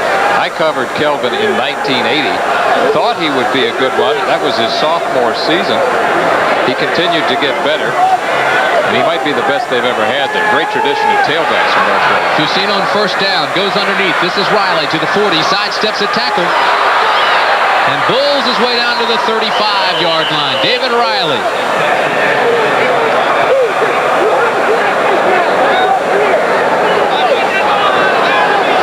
David Riley, a physical player out of West Virginia, played for Frank Signetti there, has been getting better and better in recent weeks, both as a runner and as a receiver. Takes the swing pass here. Watch the quick feet. Watch the power. Look at the energy right there. Tackle made once again. Boy, this guy is ubiquitous. John Banaszak, number 76. That's a euphemistic way of saying he's seemingly everywhere. Stars average 33 minutes a game in time of possession as Fusino goes down, and they're eating the clock up on this drive. We're down to 8 minutes remaining in the third quarter. Fusino's a scrambler.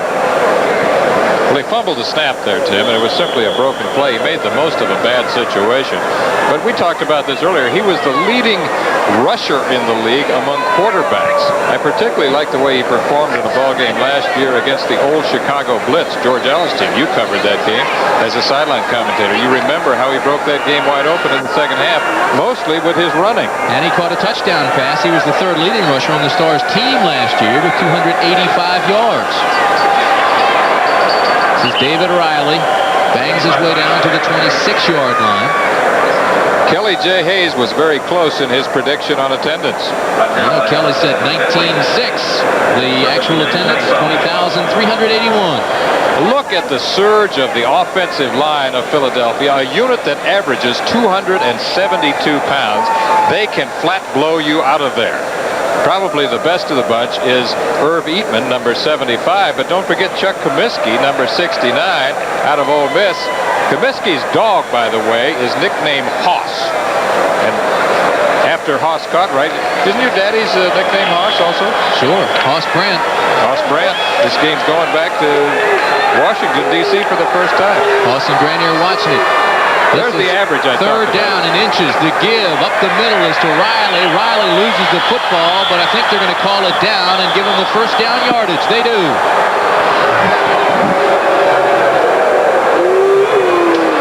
Vito McKeever came up and made the hit. It was not soon enough. First down Philadelphia. 6:55 remaining, third quarter. As I was saying, that offensive line is massive. We were talking about the 272-pound average. And every one of those guys is a good one. The Oates brothers, of course, played at BYU.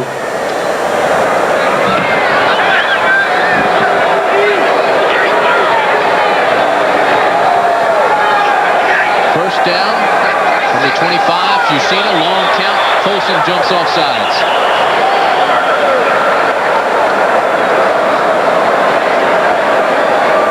You know, Lee Grosscup, that Kelvin Bryant has not had a 100-yard day since injuring his knee. Number 70, the offense.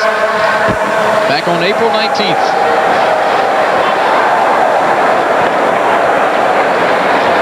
Look to the far right of your screen right here. You will see the infraction. Steve Folsom, number 89, jumps right there. Moves his right foot. Can't get back. Penalty. Willie Collier to the bottom of the screen. Fitzke to the top. Fusina drops it over the middle. Intended for Riley. Incomplete. A middle screen that never developed.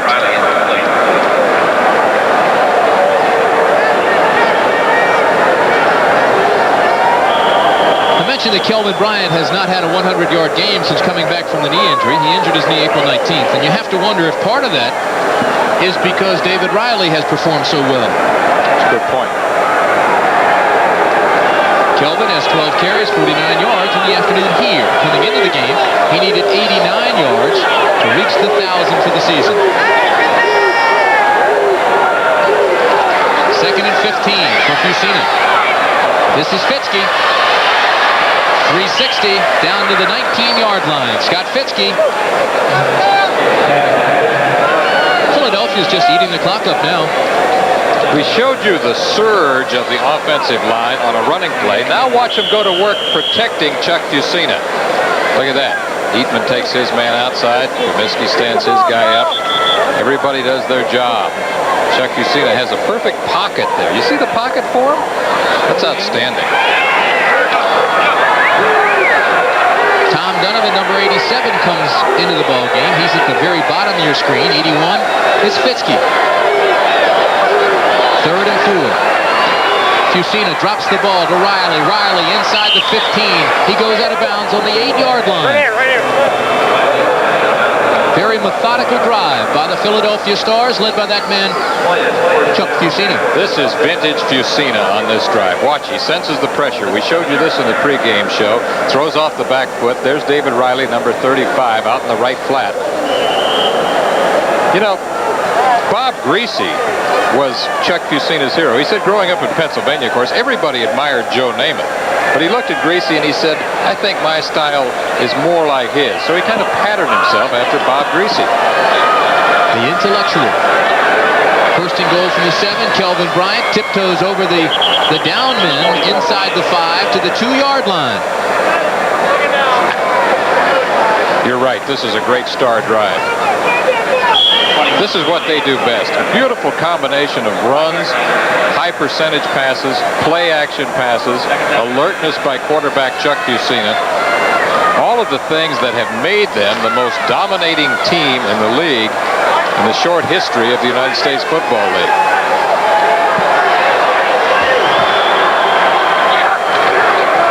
Second and goal from the 2. Touchdown, yes, Philadelphia. David Riley.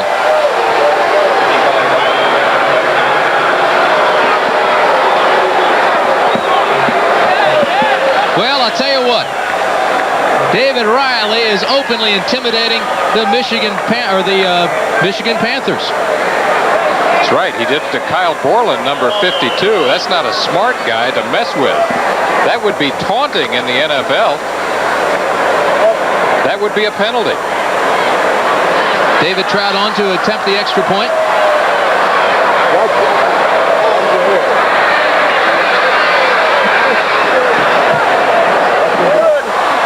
There's no question about it. David Trout knocks it through. So, David Riley now has 7 touchdowns in the last 5 games. He is red hot for the Philadelphia Stars. The statistics we were just talking about. David Riley, 7 touchdowns in the last 5 games. Certainly has taken a lot of the heat off Kelvin Bryant. David Trout will now kick it back to Michigan, and Michigan, of course, has been struggling with turnovers. On the sidelines, we did not see Whit Taylor loosen up. We heard before the ball game that if Bobby Hebert had some problems, that Whit Taylor would come into the ball game. We have not seen him as of yet. High kick by Trout. Bobby Futrell will take it on the 2. Futrell coughs up the football. Michigan gets it back, I do believe. So, League Rose Cup. Why? Why what?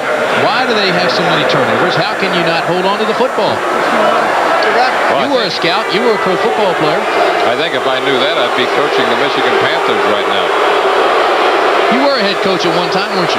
I was a head coach and starting quarterback for 1 week in 1965 for the old Hartford Charter Oaks of the Continental Football League. My team lost 62-zip. That's why I'm not a coach anymore. The boos are for Bobby Hebert, who has returned to the game right now. Albert Bentley in the lineup. We're seeing him now as a running back. Got his first carrier earlier today. From the 16-yard line, first down for Hebert. The blitz is on, throw over to his tight end, and that's Mike Cobb. So the streak is still alive. Mike Cobb has caught a pass in every one of the Michigan Panthers' 34 straight games.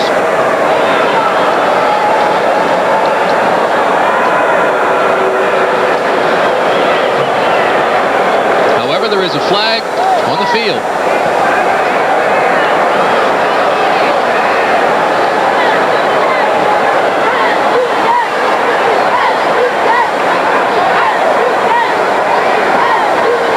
I think turnovers and fumbles more specifically, something that you really can't coach. You can't control. You can tell your running backs and your receivers to hold on to the football all you want, but it's concentration. Holding, 78 in the offense, still first down. Ken Dallafor is called for holding, number 78.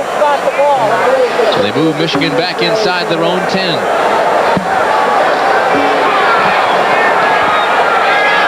Ball resting on the 8. It'll be 1st and 18. And it nullifies the catch by Mike Cobb, so he still has yet to make a catch in this ball game. Pressure on Hebert. Bomb. He's going deep for Broughton, and it's almost intercepted again by Jonathan Sutton. More boos for Hebert.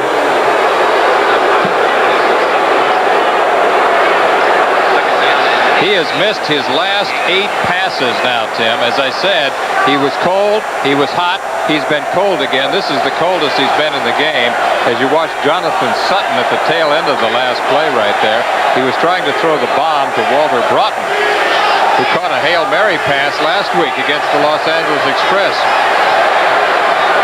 Michigan dropped into second place in the Central Division last week.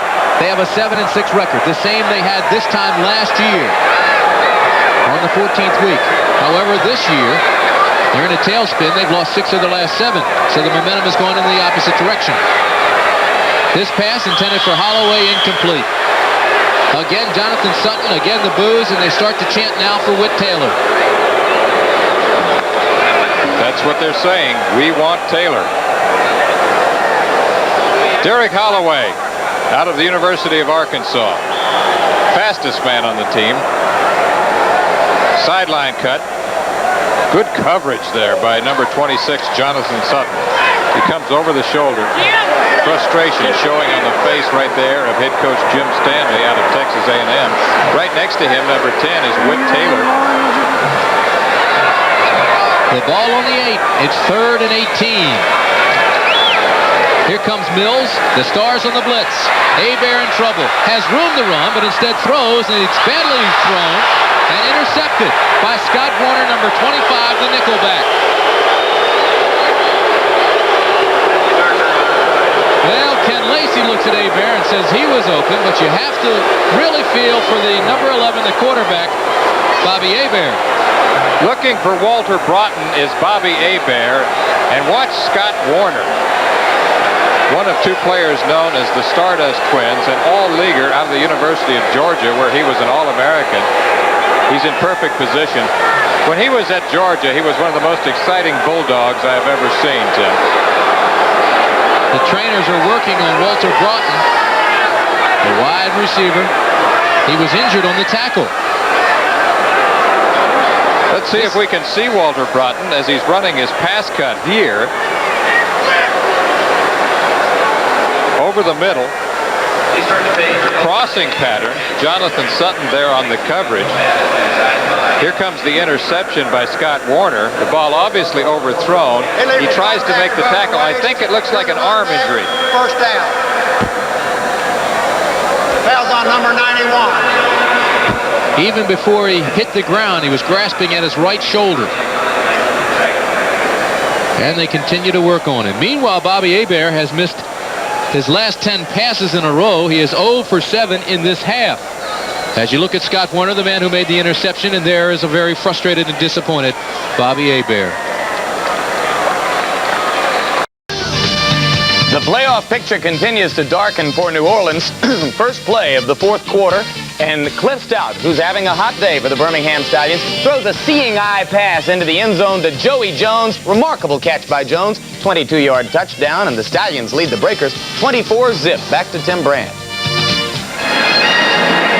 So Birmingham continues to roll. And coming up next week on ABC Sports, New Jersey at Tampa Bay will be one of the games we will be showing you. Arizona at Birmingham, Houston at Denver. So check your local listings for the game and time in your area. Walter Broughton, who was injured on that last play, making the tackle, injured his right shoulder. Chuck Fusina, the engineer for the Philadelphia Stars, has first down, the ball on the 37 in Michigan territory. With time, going deep, has a man, and it's incomplete. Herbert Harris was open, and the ball was on the money. He just couldn't make the catch. That's all right, Joe. Leave it here again. Looked like Harris was tripped there, Tim. That's why I was surprised we didn't see a flag. Here he is, number 84 in isolation. He's being covered by Vito McKeever, number 36. No, he just tripped over his own feet. He wasn't tripped by anybody else. Good call there. He should have caught the pass. It would have been a touchdown for Philadelphia. Well, Chuck Fusina going for the jugular here. With a 24-7 lead, second down, he was going for all the marbles. Willie Collier in motion. The lone setback is Kelvin Bryant. It's the draw to Bryant. Inside the 30 to the 27-yard line. Number 44, Bryant.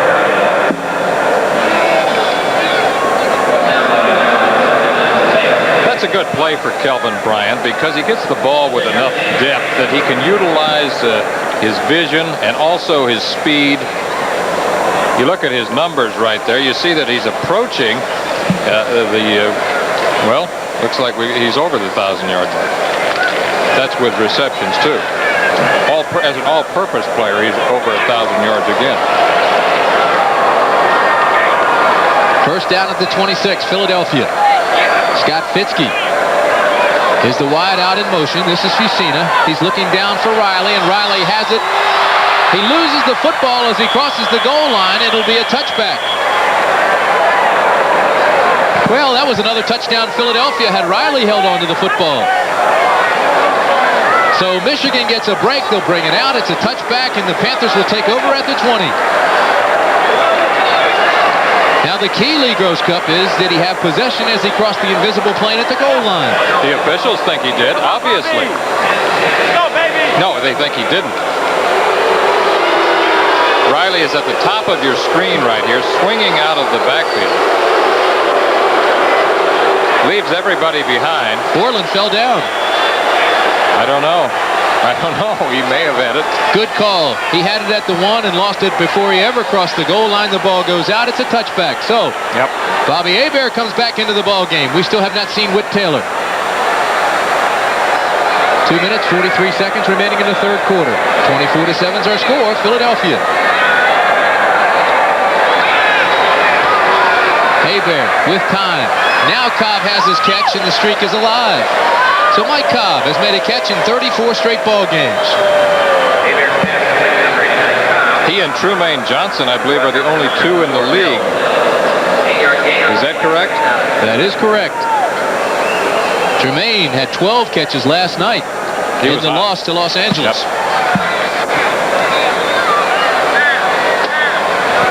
Anthony Allen comes to the bottom of the screen. Derek Holloway goes to the top. The setbacks are Lacey and Bentley. Zone defense by the Stars. The give to Lacey takes it to the 31-yard line.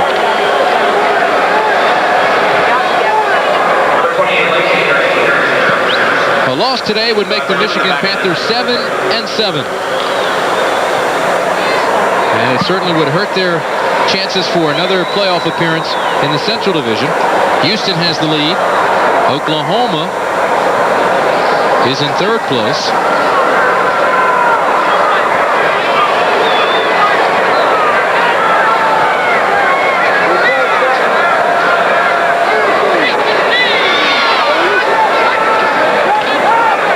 Bobby Hebert on first down wants to throw to Holloway. Holloway cannot get high enough to make the catch. Well, Holloway's other receiving mate on the opposite side of the field is injured, and right now Al Trotwig is with him. Okay, Walter Broughton with me now. Walter, you got some bad news. Separated shoulder for you. Yeah, I dislocated my shoulder when I passed free. He was trying to tackle the guy that ended up the pass.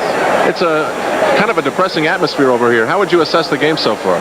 Well, you know, Philadelphia's a good team. We've given them all the points that they got. We just got to convert the ones that they give us. And if we do that, we'll be right back in this game. All right, Walter, thank you. Back to you, Tim.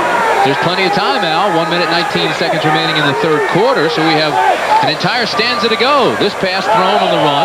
It bounces to Holloway, and it'll be ruled incomplete.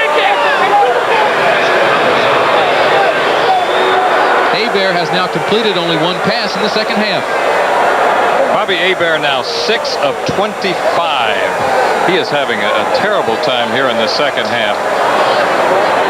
He did throw under a little bit of pressure, particularly from the linebackers who are blitzing,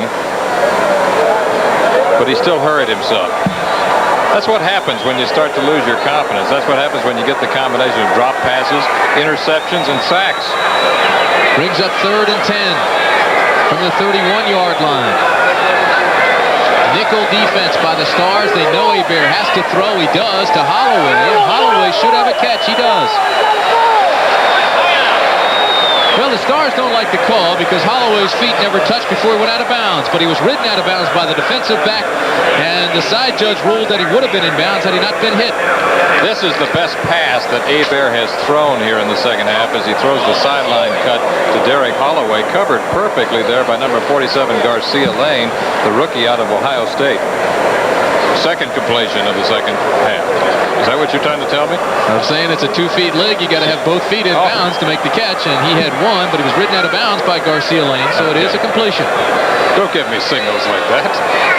Quarterbacks love those signals. From the 41-yard line, first down for Bobby Hebert. Pumps, reloads, hits his tight end, Mike Cobb, and Cobb takes it up to the 47-yard line. Pump fake that you mentioned was for Anthony Allen, who was running a hook and go, and then he came underneath to Mike Cobb. Didn't mean to confuse you there, Coach. Watch Mike Cobb here, Tim, number 89. He blocks first and then delays. He sees that Hebert is not able to go to his deep man, and so he becomes an outlet receiver. Comes underneath very effectively. Hebert just dumps the ball off to it. 2nd and 2. The give to Bentley to midfield, and that'll be it. The linebackers fill, and they fill quickly. John Bunning is back in the ball game now, number 59. He had a neck injury earlier. He went out. Jamison came in. John Bunning is back.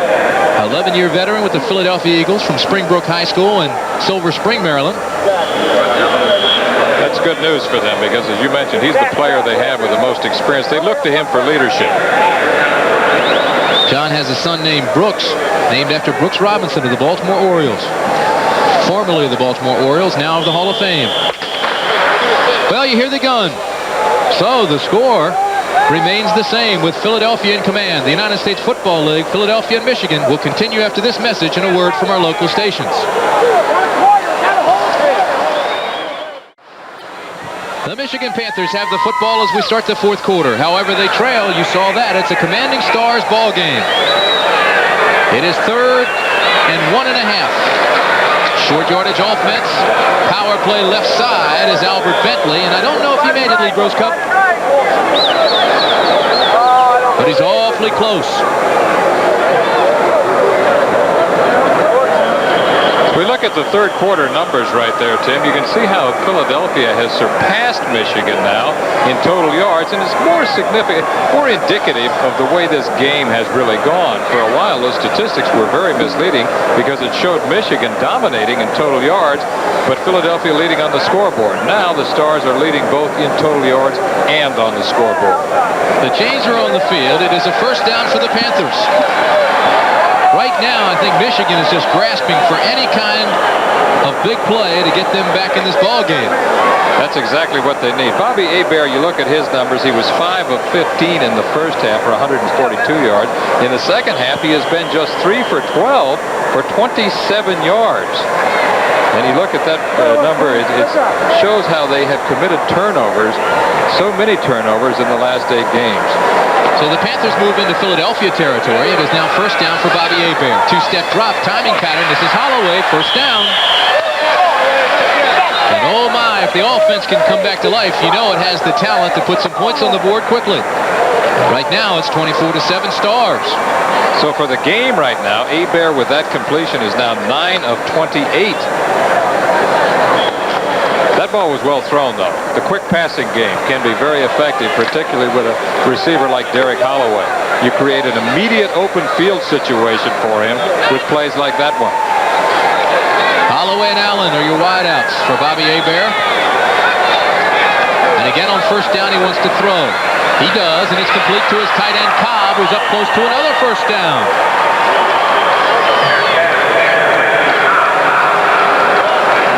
David Tipton, one of the leaders on the defense, is now on the sidelines with Al Trotwig.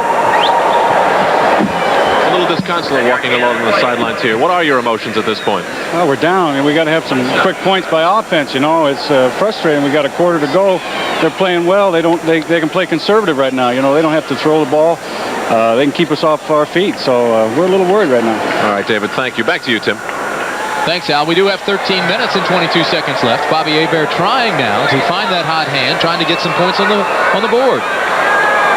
Blitz. The ball is caught. Bentley spins and turns and gets 5 yards out of a play where he may have had a loss. Mike Lush, the man in the secondary, came up, made contact immediately, but with that low center of gravity, Bentley spun, got loose, and made some yardage. Great effort by Bentley, as you see that's his first catch of the season. We're looking at bunting here in isolation. Watch him apply the pressure to Bobby Hebert.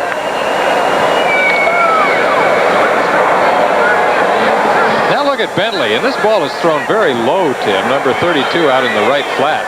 Look at that. That's practically off his shoelaces. Keeps his poise, spins off.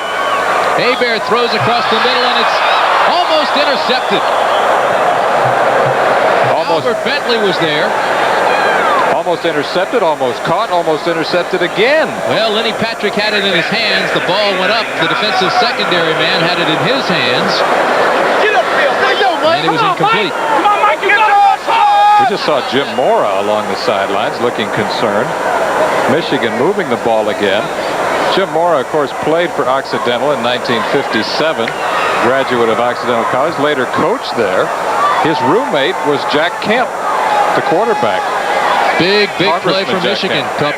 It is third down and 5. Lenny Patrick switches to the left side. It is power left, and he's not going to get the pass off. The Stars come with a full house, and Antonio Gibson on the safety blitz sacks Bobby Hebert.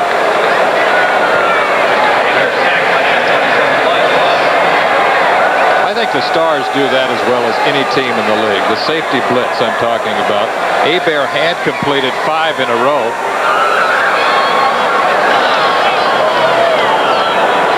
Watch at the top right-hand corner of your screen, and you'll see Antonio Gibson, number 23, coming on one of his patented safety blitzes. Bobby Hebert doesn't see him. He's on the blind side as Hebert is looking to his left, and right now he's on him.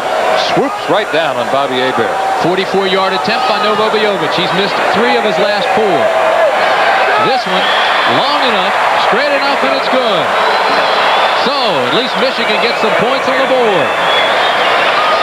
It is now 24-10. Philadelphia with 11:59 remaining. 24-10, 11:59 remaining in the ball game. Novo Bojovic will tee it up, and I wouldn't be surprised to see an onside kick attempt. Still plenty of time left, but Michigan does need the football back.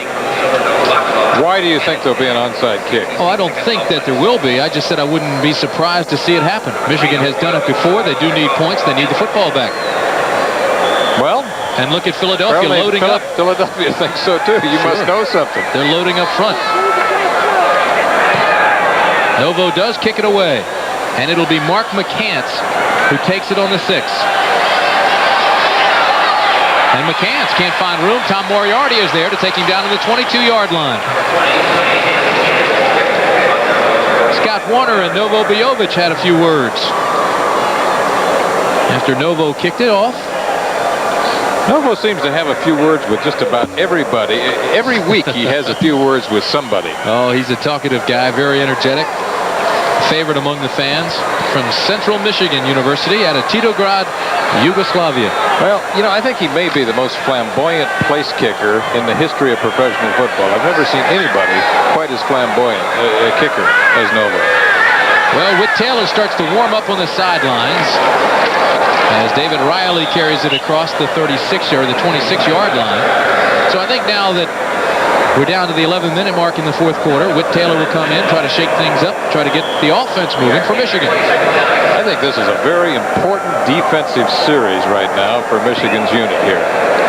I think everything's important for Michigan now. Everything's important for them, but right now with 11 minutes and the clock winding down, the way things are going, if they can stop Philadelphia now, get the ball back in good field position, they could turn this game around. If not, you know what will happen. One back offense. Riley's the one back. He carries straight up the middle. Whit Taylor out of Vanderbilt. He rewrote the press guide when he was there. You could see he was just warming up along the sidelines.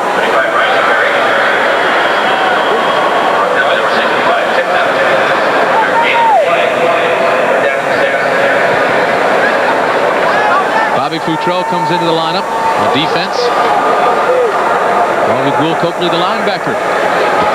So on 3rd and 6, the Panthers load up, nickel defense. They go to man coverage. Everybody rolls up now on the wide receivers. You can see the top of your screen, how tightly the defense comes up. Scott Spitzky hand signals back to Chuck Fusina. We'll see what the call is. Fusina made an audible call. Now he's going deep on man coverage. It is Fitzky. Incomplete. Bounced off the helmet of Vito McKeever. So good defense by the Panthers. Let's go down to Al Trotwig. All right, Tim, I'm with Tyrone McGriff of the Panthers offensive line. Frustrating day for your unit, Tyrone, and not to come up with 6 on that last drive. I know you were real upset about it. I could see your face. I'm upset anytime we come off the field not scoring, but I think we needed that real bad, and that might be the turning point. If it's not earlier to the game. Is there still some unity left out there? Oh, yeah, we got it. We got to go. All right, they got to get out on the field. Let them go out. They've got to play. A skyrocket of a punt by Sean Landeta. It goes 46 yards. Michigan has the football back. So we've got a full lineup coming up for you on ABC. 24-10 is our score here. Bobby Hebert remains at quarterback. He has 9 minutes and 42 seconds to work. This pass to Anthony Allen, a pickup of 9. So it'll be 2nd down and 1. Jonathan Sutton rides him out of bounds. Anthony Allen, who you talked about earlier, Tim, has not really made a significant mark yet with the Panthers, but we know he's a good athlete. We saw him be very impressive at times with the Los Angeles Express, and of course he was 3rd in career receiving when he was at the University of Washington. And they've had some good receivers there with the Huskies. I think he's a good all-around athlete. Derek Holloway, Anthony Allen, the wideouts. 2 setbacks, Lenny Patrick and Bentley.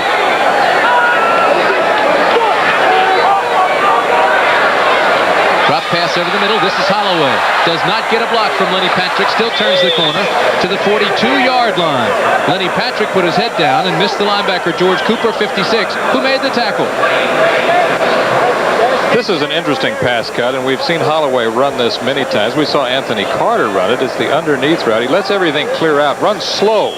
That's the key to it. He has to run under control after the linebackers have taken their drop. Here comes number 47. That's Garcia Lane, the cornerback. Hits him high, then holds him low, but he skips away. It's George Cooper, number 56, who finally puts him down. Pretty good numbers for Derek Holloway on the day. He also had an 80-yard touchdown included in that. Hebert. Stars bring the blitz. This ball underthrown, almost intercepted by Jonathan Sutton.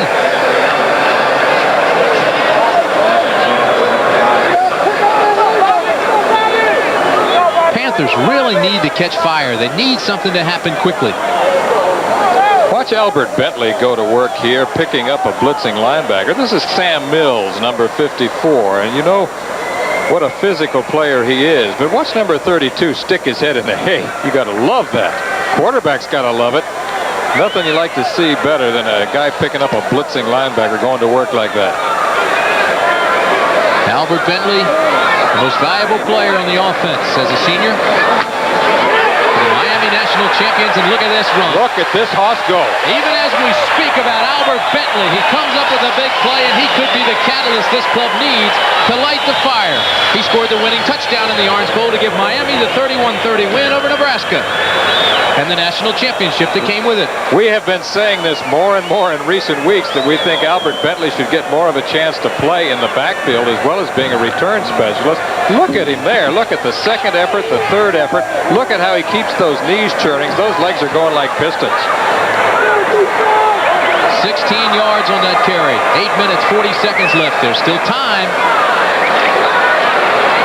The Stars show blitz. They jump too early, so move them back a little bit more. And now tempers flare. Pete Kugler, the nose tackler, getting into it. Look at Mike Lush, number 27, having a few words with Dallafour. I get the feeling there's no love lost between these two teams. Well, they've played twice before, and both guys were close. Contact with the center.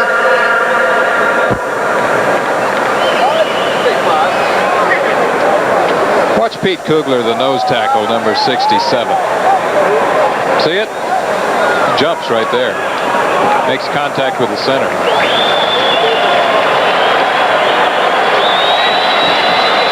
Kugler, of course, out of Penn State. Bill Walsh of the San Francisco 49ers felt that Kugler was becoming one of the better nose tackles in professional football. Of course, he left the 49ers.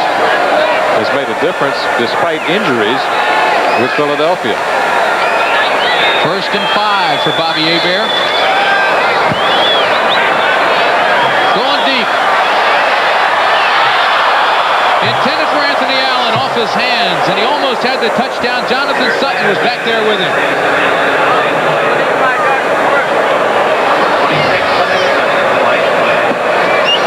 Anthony Allen, we talked about his all-around athletic ability. He's running a fly pattern here. Now watch him. Let's see how his concentration is. Good step-for-step coverage. That ball hit him right in the hands. Nothing is more frustrating to a quarterback than to have the ball be catchable in the end zone and wind up incomplete. It'll be 2nd and 5 from the 37.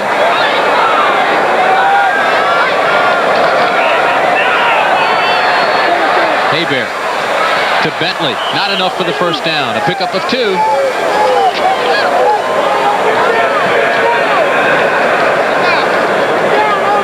We've talked about linebacker John Bunting, number 59, the most experienced player in a really outstanding defensive unit. He takes his drop to the outside, retreats at a 45-degree angle, gets in position for the coverage. He sees that Bentley is going to be catching the ball underneath, comes up and delivers the hit. How was his performance? You're a former linebacker. How'd you do? I'll tell you, the most important thing he did was drop down into a breakdown position. There's no way he's going to be as fast as Bentley, so he keeps that low center of gravity and forces him to make the move. This is a completion to Anthony Allen for the first down. The clock is a factor now with 7 minutes and 35 seconds left. Bobby Hebert has to fight the clock and the Philadelphia Stars. You used the word catalyst a moment ago in regard to Bentley. I think Anthony Allen could be another guy, could be an important factor for Michigan if they're going to come on in the last part of the season. They're going to recover in the last part of the season. From the 27, it's first down. Hebert drops it over the middle. Lenny Patrick. Lenny Patrick cuts back down inside the 20 to the 15-yard line. Lenny Patrick out of Alabama. Resourceful runner, north and south runner. About 10 years ago, for the first time, I heard the term north and south running. You know why that is? Going from goal line to goal line instead of going lateral. Football fields in America run north and south.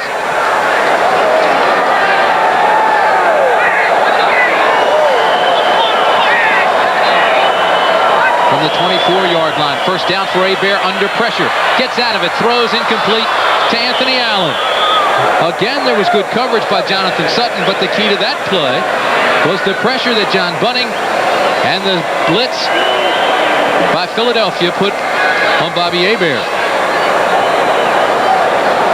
Let's see if we can pick up John Bunting coming in here on the blitz. This is a close-up look at Bobby Hebert in the pocket. That hand that you saw right there belonged to John Bunting, the linebacker.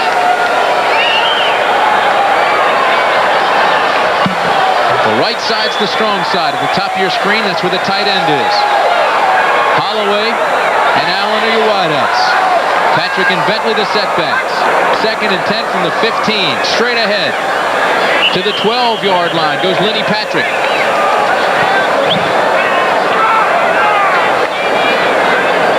This has been an impressive drive for Michigan. This is what we saw the Panthers do early in the season.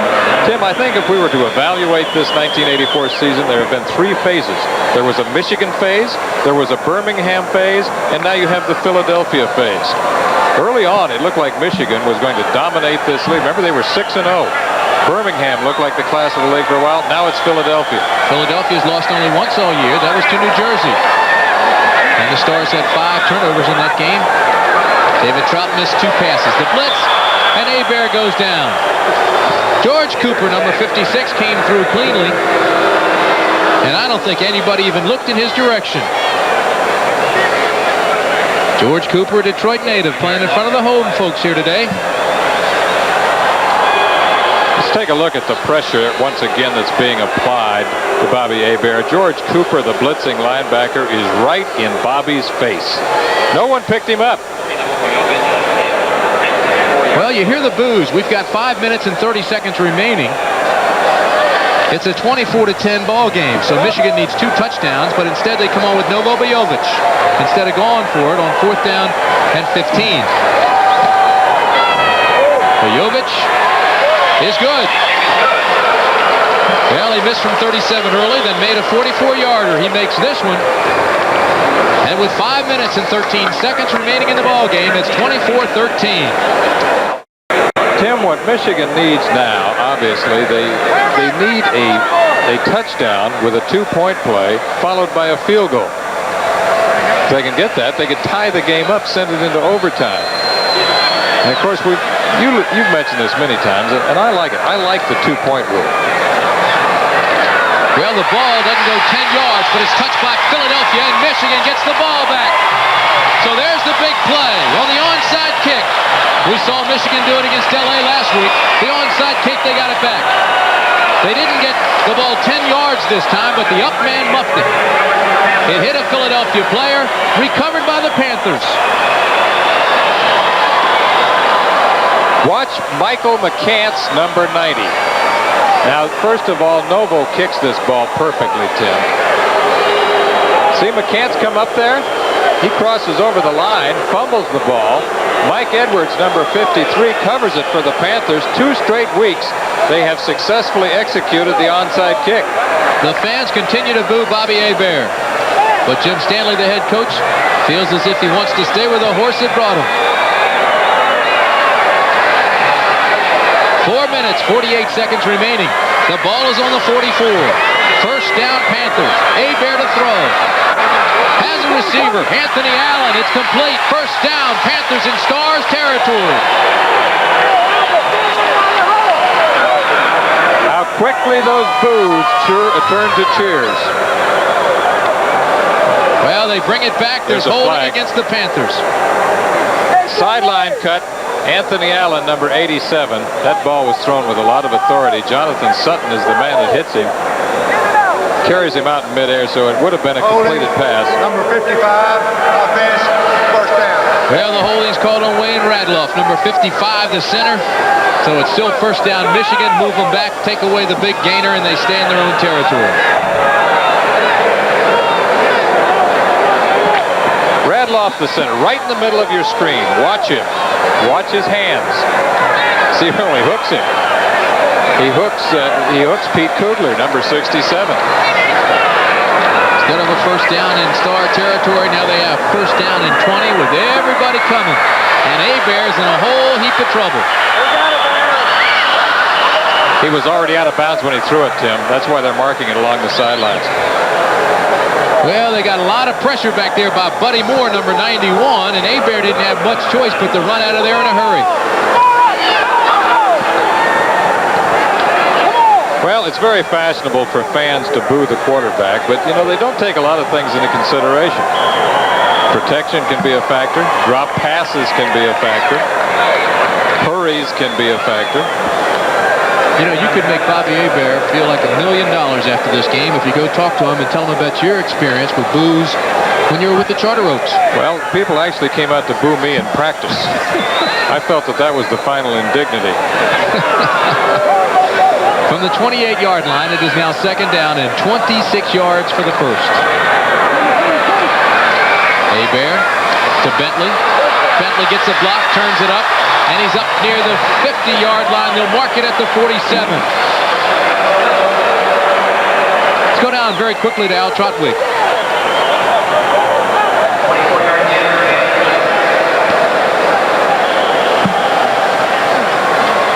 The Panthers have said they need big plays. Mike Edwards on that onside kick recovery certainly did that.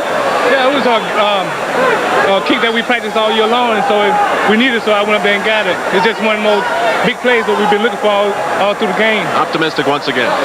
Yeah, we needed it bad. We needed a big play all through the game, and so Novo, he worked on the play every day, so I was just in the vicinity at the time, so I just picked it up. All right, thank you, Mike. Back to you, Tim. Well, you saw on 3rd and 4, the Panthers came up shy on their attempt to get a completion for the first. Scott Warner took it away, almost had the interception. It'll bring up 4th down now. And Bobby Hebert stays in the ball game because with 3 minutes and 49 seconds remaining, the Panthers have to go for the first down. Scott Warner nearly had a cheap touchdown. Hebert now 17 of 40 in the passing department for 255 yards. And that one touchdown, the bomb to Derek Holloway.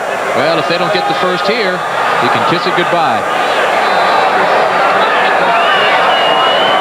The Stars show blitz. Long count. Hebert obviously checking off. And here comes the blitz. Mills on the backside. The pass incomplete. It was intended for Derek Holloway, and again, number 26, Jonathan Sutton, was there as the defender, and the pass was incomplete. So they give it back to the Stars with 3 minutes and 44 seconds remaining in the ball game, with our score remaining the same. Philadelphia 24, the Michigan Panthers 13. Lee, you'd have to say the holding penalty on that last drive by Michigan has to be the biggest play of the second half for the Panthers anyway. They had a first down in Stars territory with all the momentum in the world. Old Mo had switched jerseys once again, and I think that is going to be the play they may look back on and say that's the one that finally killed us. Bobby Hebert right there, a study in frustration. His season has really turned around in the last 7 weeks. Got to be getting arm weary as well. 42 passes last week against L.A. This is Kelvin Bryant, who spins and turns and drives his way down to the 47-yard line into Michigan territory with 3:35 remaining. Well, as we come down to the final several weeks of the USFL season, we look at the teams that are in the playoff hunt. Birmingham, 31, New Orleans, 14. Birmingham has been red hot trying to keep pace here. Pittsburgh Maulers and the Washington Federals, two clubs that have been struggling, 15-6. That is now a final. Pittsburgh wins that one. 2nd and 7. Straight ahead, a gain of 3. David Riley. You look at Jim Moore, the head coach of the Philadelphia Stars, his club, certain to hold on here, has the best record in the United States Football League. They'll be 13-1 should they get out of here in 2 minutes and 50 seconds with this win. Moore, of course, is a man who believes a lot in the concept of organization. As we look at David Riley and what he has done recently, he's made a difference for them. As you mentioned earlier, he's taken a lot of pressure off Kelvin Bryant. Jim Stanley out of Texas A&M. Michigan comes in with its short yardage defense. It's 3rd down, 3 yards for the first. Fusina to throw, has a man deep. It's Willie Collier. It's complete to the 10, the 5-yard line goes Willie Collier. Who says Chuck Fusina can't throw deep? He threw that one backpedaling. Willie Collier, the fastest man on the team out of Pittsburgh, ran a beautiful route that time, beat Bobby Futrell. That's the 2-minute warning. A 38-yard pickup. The ball was perfectly thrown to Willie Collier. 2-minute warning. Our score, 24-13. Tim, watch the timing by quarterback Chuck Fusina as he goes deep to Willie Collier here. He's under pressure. He throws that while he's still backpedaling. Collier running a corner pattern here, beats Bobby Futrell, number 20, and that pass goes for 38 yards. That makes Fusina 13 of 21 on the day for 200 yards. Collier, of course, caught a lot of passes from Dan Marino when he played his college football at Pittsburgh. First and goal from the 5. The give to Kelvin Bryant. Touchdown, Philadelphia. Kelvin Bryant, out of North Carolina, last year's most valuable player in the United States Football League.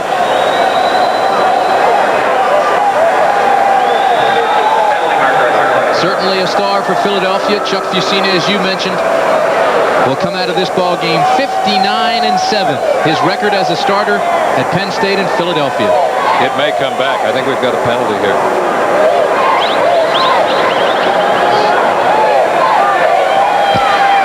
Holding, offense, number 89, still first down. Well, that's Steve Folsom, the tight end.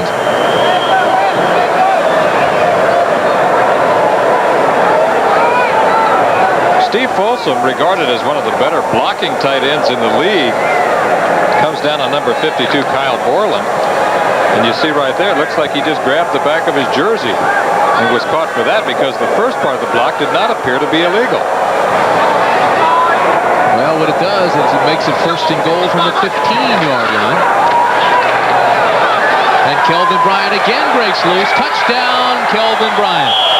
Any flags? No, sir. This one will stand. And Irv Eatman, his sidekick, the man who throws the blocks on the right side of the line with Comiskey and Gilbert, gets the slam. Kelvin Bryant, a great one out of the University of North Carolina. The Tar Heels, of course, we talked about earlier, have had a great tradition of running backs there. I think of all the running backs out of North Carolina, this man, number 44, is the most complete player. Left side, loses a tackler, breaks another tackle there, second effort, third effort. Now he's home free. And despite missing 3 games, Bryant, with 992 yards now, has passed Herschel Walker to move into second place in the USFL. Behind Joe Cribbs, as the extra point is good. Walker, of course, plays tomorrow night against Chicago. Kelvin Bryant, a 15-yard touchdown, his second of the day.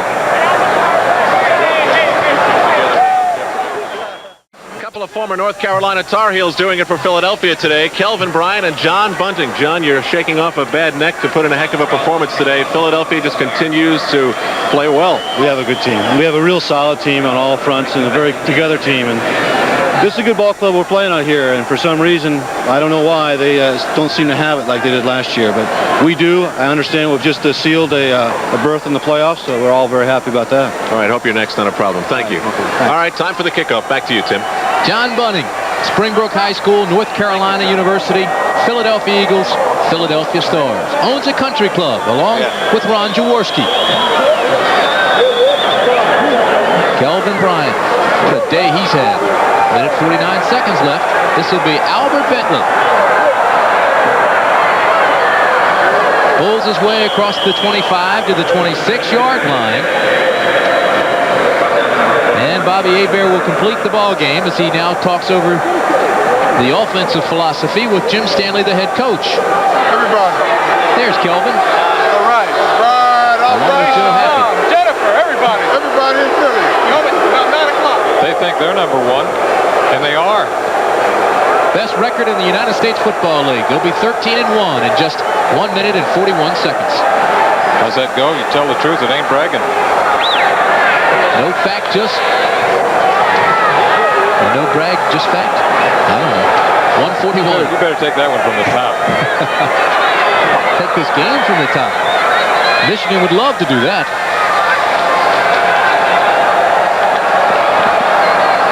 Hebert to Anthony Allen to the 44-yard line. First down, Michigan.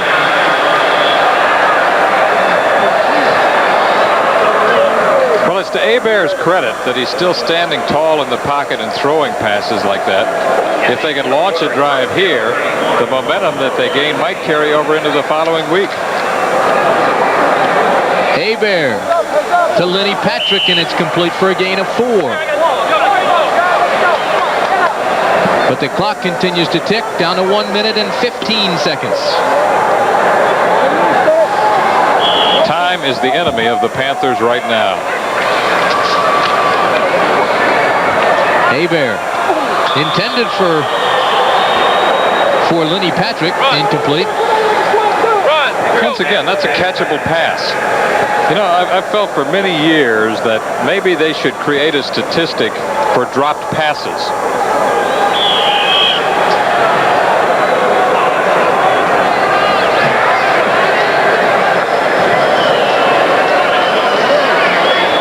You know, no team other than Philadelphia has given up fewer than 200 points this year. However, the Stars have given but 165. A dominant factor right now in the United States Football League. Bobby Hebert goes for Holloway, nearly intercepted by Jonathan Sutton, who's played one whale of a football game. This is the playoff picture in the Eastern Conference. Philadelphia, as I told you, comes out with a 13-1 record. Birmingham, winning right now, should have another win today. They will be 12-2. New Jersey is 10-3, still very much alive, as is Tampa Bay, and New Orleans is alive. You heard Tommy Miller say that Michigan wants a timeout. As you look at the Western Conference playoff picture, a little bit more scrambled. Houston at 9-5 is the leader here in the Central Division. Denver, 8-6, still alive. Michigan at 7-7 is still in the hunt, but it has lost 7 of its last 8 ball games. Los Angeles 7-7 is the hottest club among that bunch, and Arizona lost last night to LA. Oklahoma still alive with a 6-8 record. What about those Oakland Invaders, though? Have they been hot in the second half of the season? Sure they have. Mathematically, they are still not out of it, believe it or not. I mean, that would be the greatest turnaround in professional history. I agree with you, however, that I think that right now the Los Angeles Express might be the hottest team in the league. Well, Oakland, after a terribly shaky start, has 5 straight wins. 5-9 is their record. They're playing with a lame duck coach. You realize that they've hired Charlie Sumner as head coach for next season, the former Los Angeles Raider defensive coach, as we look at Jim Mora. So Chuck Hutchison, a lame duck coach, has his team winning. They've won 5 straight. Jim Stanley, a man who believes in discipline and loyalty. 1 minute left in the ball game. Jim Stanley, very disappointed. Hebert still your coach, or your quarterback, rather.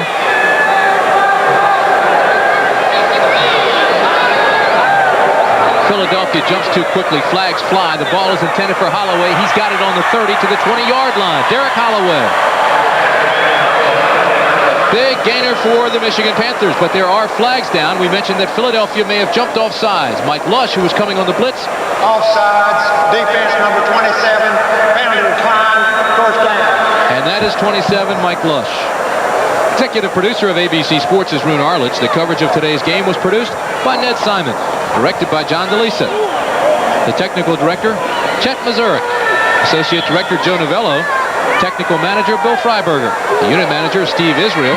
Assistant to the producer, Ray Schmaltz. Raymond B. Schmaltz III. Statistician, George Hill. Our spotter is Kelly Hayes. Hebert, with time in the pocket, drops the football, and it'll be, well, they're going to say he was down in the grasp of the linebacker, George Jamison. And Sam Mills, and they'll say that's where it'll be marked. With 48 seconds remaining.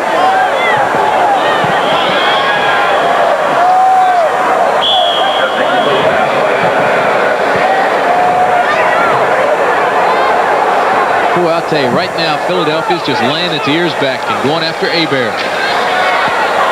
Hebert nearly intercepted. Antonio Gibson had the ball in his hands, just couldn't bring it in. When you lay your ears back, what does that look like exactly? You ever seen a horse come out of the gate?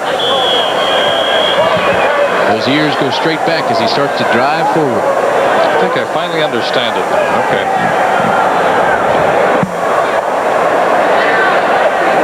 So when you're a linebacker and you lay your ears back, you're coming on like a horse, in other words. Full tilt. Horse imagery. 31-13 with 40 seconds left.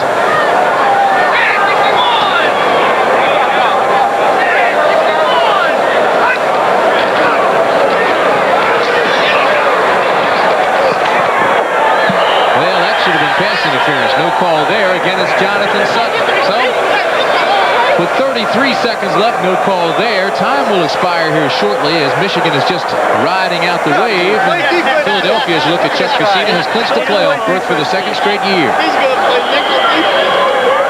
And we could be looking at the most valuable player in the league this season. Those are his numbers on the day. Bobby Hebert has completed 20 of 48 for 309 yards. That's 2 weeks in a row. Hebert has thrown for over 300 yards in losing efforts.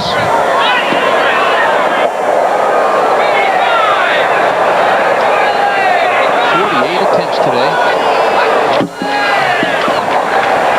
Here comes the backside pressure. Hebert throws, and it's incomplete. Mike Cobb almost had it. Good coverage, but again, a catchable pass, and I'd say there have been at least 5 passes dropped today.